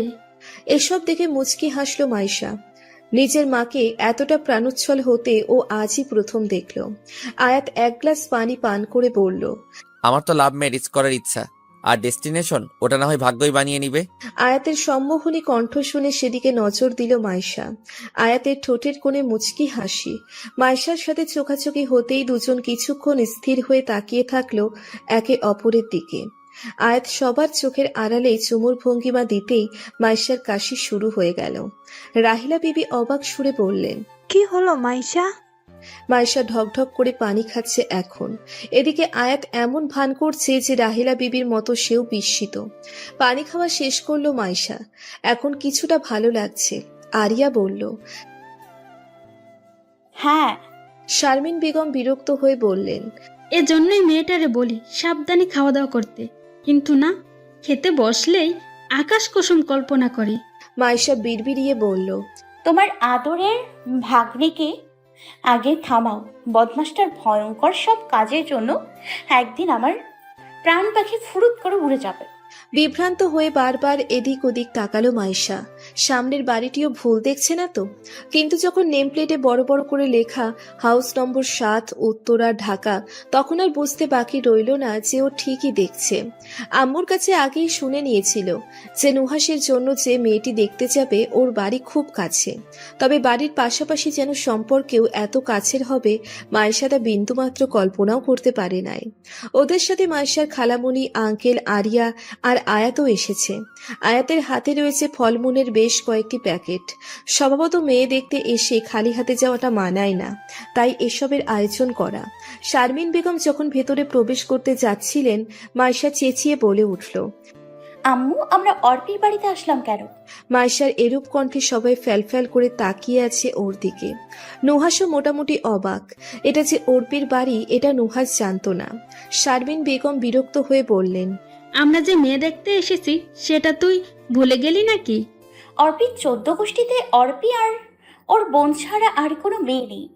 তো তুমি নুহাস ভাইয়ের জন্য কোন মেয়ে দেখতে আসছো এখানে? শারমিন বেগম চোখ পাকিয়ে বললেন, বড় ভাইয়ের জন্য মেয়ে দেখতে এসে সবার সামনে আমার থাপ্পড় খাবি কি তুই? মাইশা গালে হাত দিয়ে বলল, না, ঠিক আছে। তাহলে বেশি বকবক করবি না, চুপচাপ ভদ্র মেয়ের মতো ভিতরে চল, তোর সব প্রশ্নের উত্তর পেয়ে যাবি। মায়েশা মলিন কণ্ঠে বলল। ঠিক আছে। ড্রয়িং রুমের এক কোণে মায়েশা কাছুমাচু হয়ে বসে আছে। পাশের অর্পির বিশিষ্ট মাতাশ্রী আমেনা বিবি তার রেডিও স্টার্ট করেছেন শারমিন বেগমের সাথে। স্বামীহারা এই মহিলাটির সবার সাথে মিলেমিশে থাকার সুন্দর একটি গুণের জন্য মায়েশার বন্ধু মহলে অর্পির আম্মুকে অপছন্দ করে না এমন কেউ নেই। মুখে সর্বদা একটি স্মিত হাসি রাখেন তিনি। তবে অতিরিক্ত কথার জন্য মাঝে মাঝে অতিষ্ঠ হয়ে পড়ে সবাই। আনানের ঐতিহাসিক ধারণা, অর্পির অতিরিক্ত কথা বলা এই ভয়ঙ্কর গুণটি ওর মার থেকেই পেয়েছে। এই বাড়িতে অর্পির মা আর ওরা দুই বোন ছাড়াও আরও রয়েছে ওর দাদি। বয়স রেডিওতে 90 শতক থেকে শুরু করে আধুনিক একটা রোমান্টিক গানও তিনি লাউড ভলিউমে শুনতে ভোলেন না। কিন্তু মায়েশার সেদিকে ধ্যান নেই। অর্পির রুমের দিকে বারবার তাকাচ্ছে ও। মেয়েটা কি জানে যে নুহাস ভাই পাত্র হয়ে ওকে দেখতে এসছে, নাকি আন্টি ওর আম্মুর মতো বিষয়টা সারপ্রাইজ বলে চেপে রেখেছে? মায়েশা মনে মনে বলছে, বলে দিলেই ভালো। এই মেয়ে যা জিনিস। এমনিতেও নুহাস ভাই থাপ্পড় খাওয়ার পর থেকে আনান অর্পি দুটোই নুহাসের নাম শুনলে হাঁটু কাঁপায়।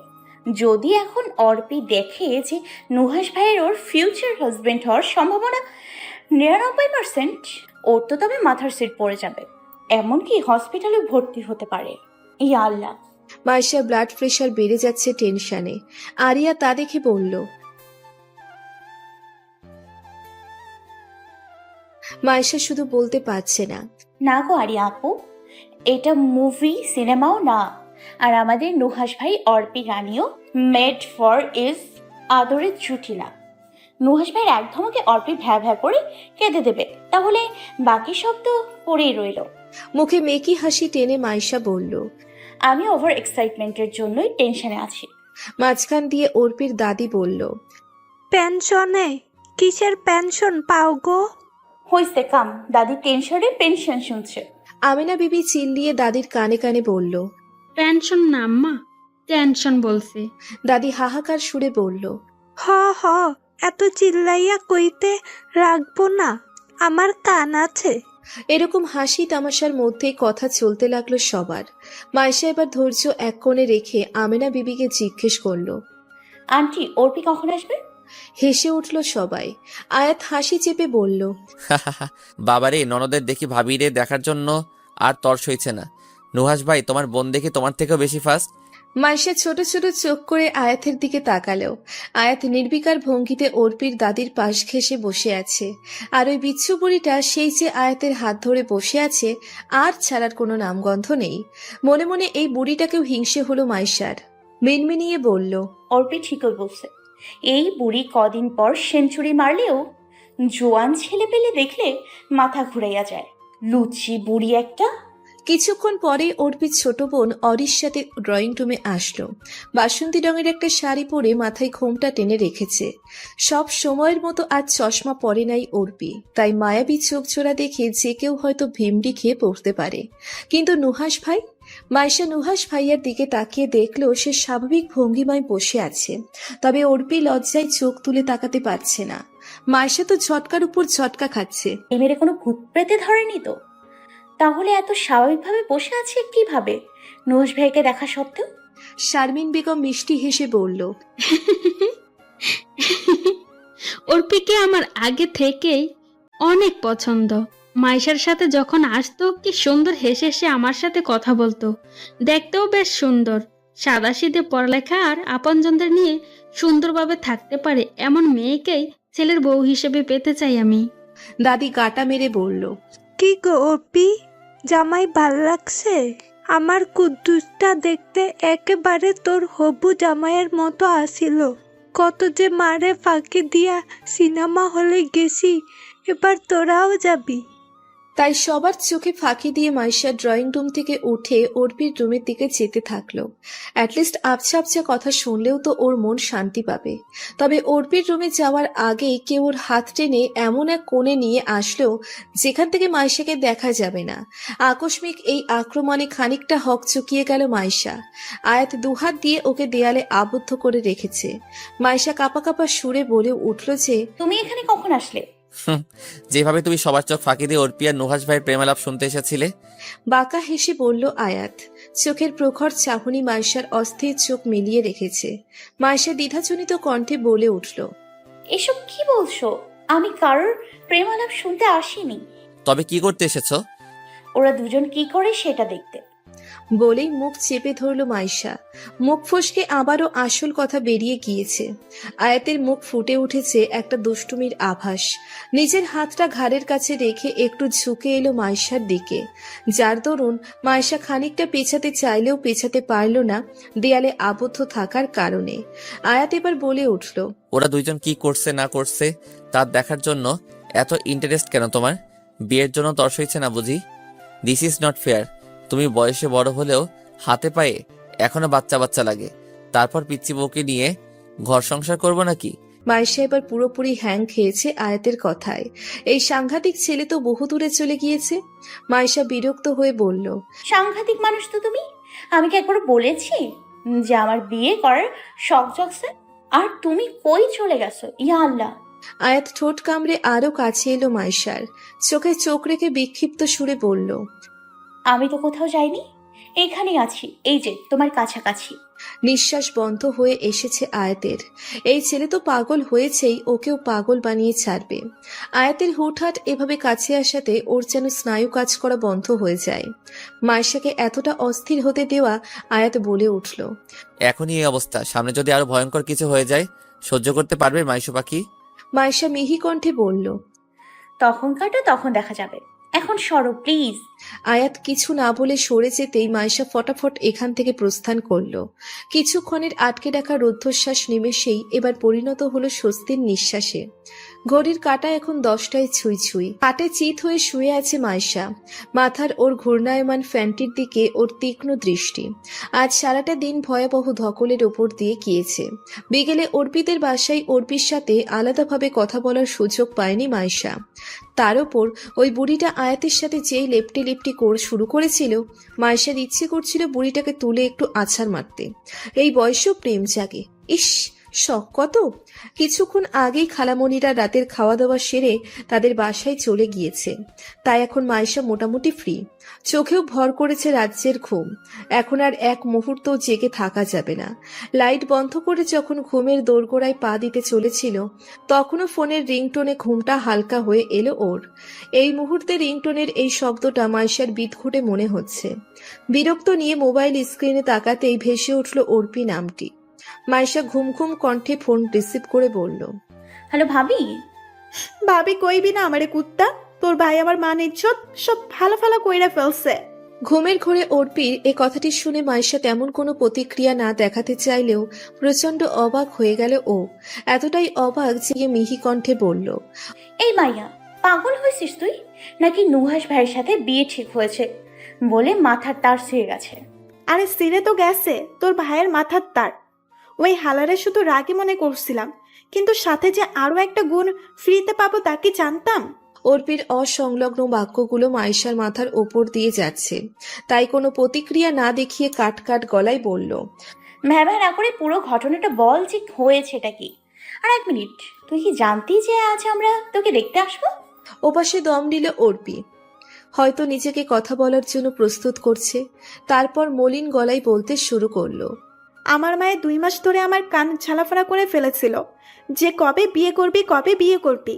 পরে ভাবলাম যে সামাদ পৃথা তো ফিক্সড, তোরও কয়েকদিন পর হয়ে যাবে। আর আনানের কথা তো বাদে দিলাম, ওই ছাগলের জীবনও বিয়ে হইব না। এখন আমি ভাবলাম শুভ কাজ সারতে দেরি করতে নেই। এক মিনিট, তুই না শাওন ভাইকে পছন্দ করতি? মাইশার বোকা সুলভ কথায় বিরক্ত হলো অর্পি। তেজি সুরে বলল, পছন্দ তো কলেজ লাইফে আশিক, ত্রিব্য, নিয়াস, মোহিত সবাইরে করছি। পাড়ায় বড় ভাইয়ের উপরও ক্রাশ খাইয়া বসেছিলাম। ভার্সিটির one of the most handsome Misir সারও বাদ যায়নি আমার নজর থেকে। তো এখন সবাইরে বিয়ে করে বসে থাকুম? এটা সত্যি যে শাওন ভাইয়ের উপর একটা উইকনেস কাজ করতো, বাট এছাড়া আর কিছুই না। এই জন্য তো ছেলে খুঁজতে বলেছিলাম মারে। তারপর আজ সকালে হুট করেই মা বলল যে আজ নাকি একজন দেখতে আসছে। আমি তখনও জানতাম না যে ওটা নুহাস ভাই ছিল। আম্মুর কথা মতো সুন্দর মতো সেজে চশমা ছাড়াই গিয়েছিলাম ড্রয়িং রুমে। আমার ঘোলাটে চোখ জোড়া দিয়ে কারো দিকে মুখ তোলার মতো ক্ষমতা ছিল না লজ্জায়, কিন্তু সবার কথাবার্তা শুনেই আন্দাজ করে নিয়েছিলাম আমার মায়ের সারপ্রাইজ।